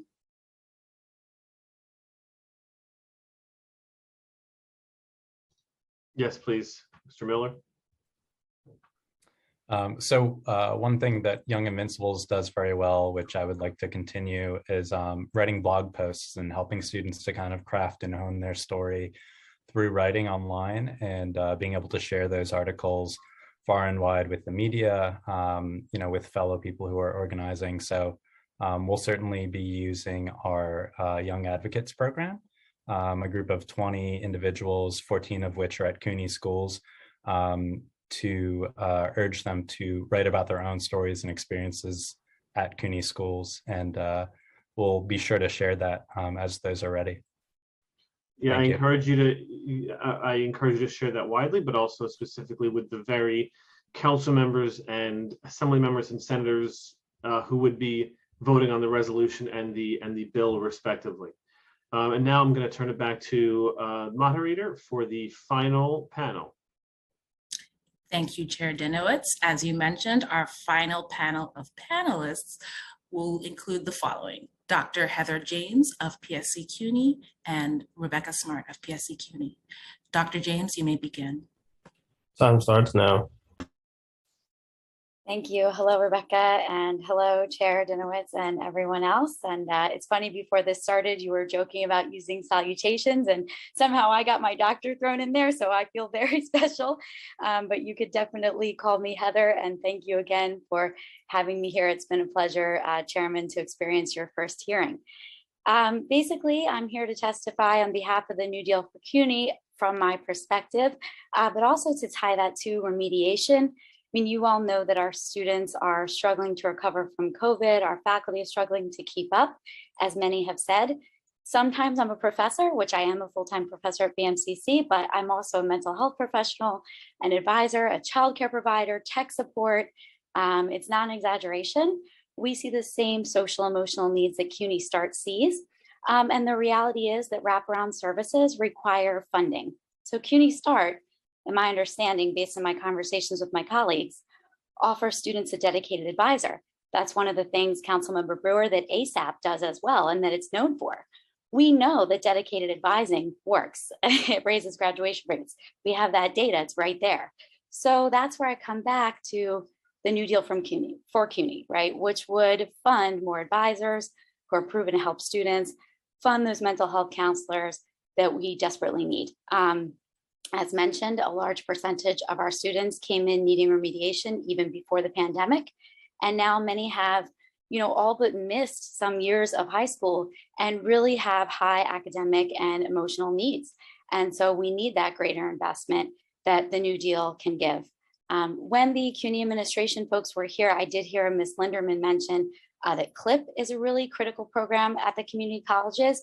And I just want to highlight for you, Chairman Dinowitz, that a group of CLIP instructors from BMCC did submit joint testimony talking about the crisis of underfunding of that program. And in fact, in fall 2021, we had more students than we could actually enroll. We had to tell 120 students, sorry, you're on a wait list, or go somewhere else, because there just wasn't enough space. And that language immersion program is what helps bring people in. So I'm happy that we're planning to expand programs like that. I think it's really important that we encourage the whole council to support these types of initiatives, just in general, and really explain how important the New Deal is in helping move that forward. I know everyone comes to you saying, this is the time. You get that refrain a lot, but we really do have a crisis here. And the fact is, we need this stuff on budget at the state and city levels. So I just really appreciate your support and the opportunity to be here. Thank you. Thank you for your testimony. We will now call on Rebecca Smart. Time starts now. Last but not least, hi, I'm Rebecca Smart. I'm an adjunct at the Borough of Manhattan Community College with Heather, and I also am an adjunct at Baruch. I have also been an adjunct at Nassau Community College, at Fordham University, at where else? SUNY Old Westbury, because I'm an adjunct. I've never made enough from one school to survive in New York City. And this is a problem for my students. I am not available the same amount that I could be if I were full-time. I don't have the money. I actually have been, since I started working at BMCC, I've been homeless. I've had to depend on the generosity of my friends to have a place to live on a CUNY salary. I have, and since I've gotten an apartment, I have still had months where when I'm not paid, when I'm not teaching, I'm not paid. So I have had to apply for welfare, and I go to the Department of Public Services that provides these monies, and they say, wait, you work at CUNY? And they're like, I went to CUNY. And then they give me the money because they're like, this seems like bullshit. Sorry, pardon my language. This makes CUNY Walmart, right? That they aren't paying me sufficiently so that I can survive. And so the taxpayers then have to provide support for me to cover my rental arrears. So this is a huge problem. And the New Deal for CUNY, by both increasing the number of full-time faculty, which I hope to become one, since I have been working full-time for CUNY for 10 years, just at a part-time salary. But another thing that's important is I have a 21-year-old daughter who was attending Brooklyn College last year, and her frustration with trying to get an academic advisor appointment, trying to talk to a financial aid advisor, even trying to talk to her professor. So I said, baby, they're probably adjuncts. She said, I don't care. They should be able to return it. She did not re-enroll this year. Another reason is because she doesn't have money, and I certainly don't have money because, again, I'm an underpaid adjunct. So the New Deal for CUNY is life-changing, could be life-changing for myself, for my daughter, and for my students who need me to be able to provide time that I just don't have because of how much work I have to do. And there's a part of me that's really mad right now because I have been saying these same things about my living conditions and my working conditions for at least 4 to 5 years now. This is not a new story. I remember talking to Harvey Epstein in his office and telling him the same exact thing about how CUNY is Walmart. Maybe it was 3 years ago. So this is not new, and this has been going on for too long, and it needs to stop. And I know everyone here is in support of the New Deal for CUNY, but I just want you to understand that, and I'm going to go over, that the students are not the only ones who are facing these difficult conditions of housing insecurity and food insecurity because of the nature of the austerity funding at CUNY. And we need to make a commitment to the future of New York City by getting this funding in place for CUNY. Okay, now I'm done. Thank you for your testimony. We actually have one more panelist who's just logged on, Daniel Casey from PSC. You may begin now. Time starts now. Yeah, hi, good afternoon. I'm sorry, I've been in and out a little bit today. I had to go and keep my office hours with my students. I don't know how to be in 2 Zoom rooms at once. If someone could teach me how to do that, I'll try. I wish I could have spoken a little earlier because I would have followed quite neatly behind Donna Linderman and Jeanette Kim. But just to, I have to remind you what they spoke about. They spoke so well about the pre-matriculation programs in CUNY, and they provided statistics and a great overview. I noticed that they gave the majority of their attention to CUNY Start and Mass Start, both fantastic programs. But I'd like to say just a little bit more on behalf of the CUNY Language Immersion Program, if I may. And I'm an instructor with the CUNY Language Immersion Program at Ostos Community College. I'm also an adjunct with the English and Humanities departments. I kind of patch it together the way a lot of people do, but I'm fortunate that I do my patching all on one campus. I've been working for the Language Immersion Program, CLIP, for 15 years now. And I'm very, very proud of what we do. And I'd just like to tell you a little bit about it, kind of give you a close up rather than statistics and such. Just to give you a sense of how we do what we do, right? And I know that this hearing is primarily concerned with the New Deal for CUNY, but I also am aware that CLIP receives funding from New York City, and so this seemed like a good opportunity to just to remind you all of who we are and what we do and how. We provide 25 hours of, students receive from us 25 hours of instruction and practice in the English language and also in academic skills development, reading, writing, listening, speaking, grammar. And they come to us, pre-pandemic, they were in the classroom 5 hours a day, 5 days a week. And we have morning programs and evening programs. And we've been running online, and now we're kind of transitioning back toward campus, and some of us are teaching hybrid now. And I guess we're hoping to be back on campus and maybe by next semester. The students can come to us for up to one calendar year. We have a rolling enrollment. They can come in spring, summer, or fall. And not all of the students need to stay a whole year with CLIP, but those who take advantage of their time in CLIP make enormous progress with their reading and writing skills, especially, but also listening and speaking, and with their academic skills development. And what we do is it's called content-based or thematically organized instruction. So we use content to teach the language, right? And I'm sorry. Please finish. Was that a time check? Yeah. Oh, okay. Thank you. Your I don't think I'll need the whole time. Okay, I don't think I'll need the whole time. I think I'd just like to explain how we do this. So we use content to teach the language, and instructors have a great deal of freedom to develop their own courses if they want to, but we have support in the central office, and they also provide and develop and provide materials for us. A program, course might be science based, it might be history based, it might be literature based. We don't pretend that we're teaching biology per se, but we might have a medical theme, a medically themed CLIP course, for example. I tend to use literature because I was initially trained to be a secondary, middle or secondary language arts teacher.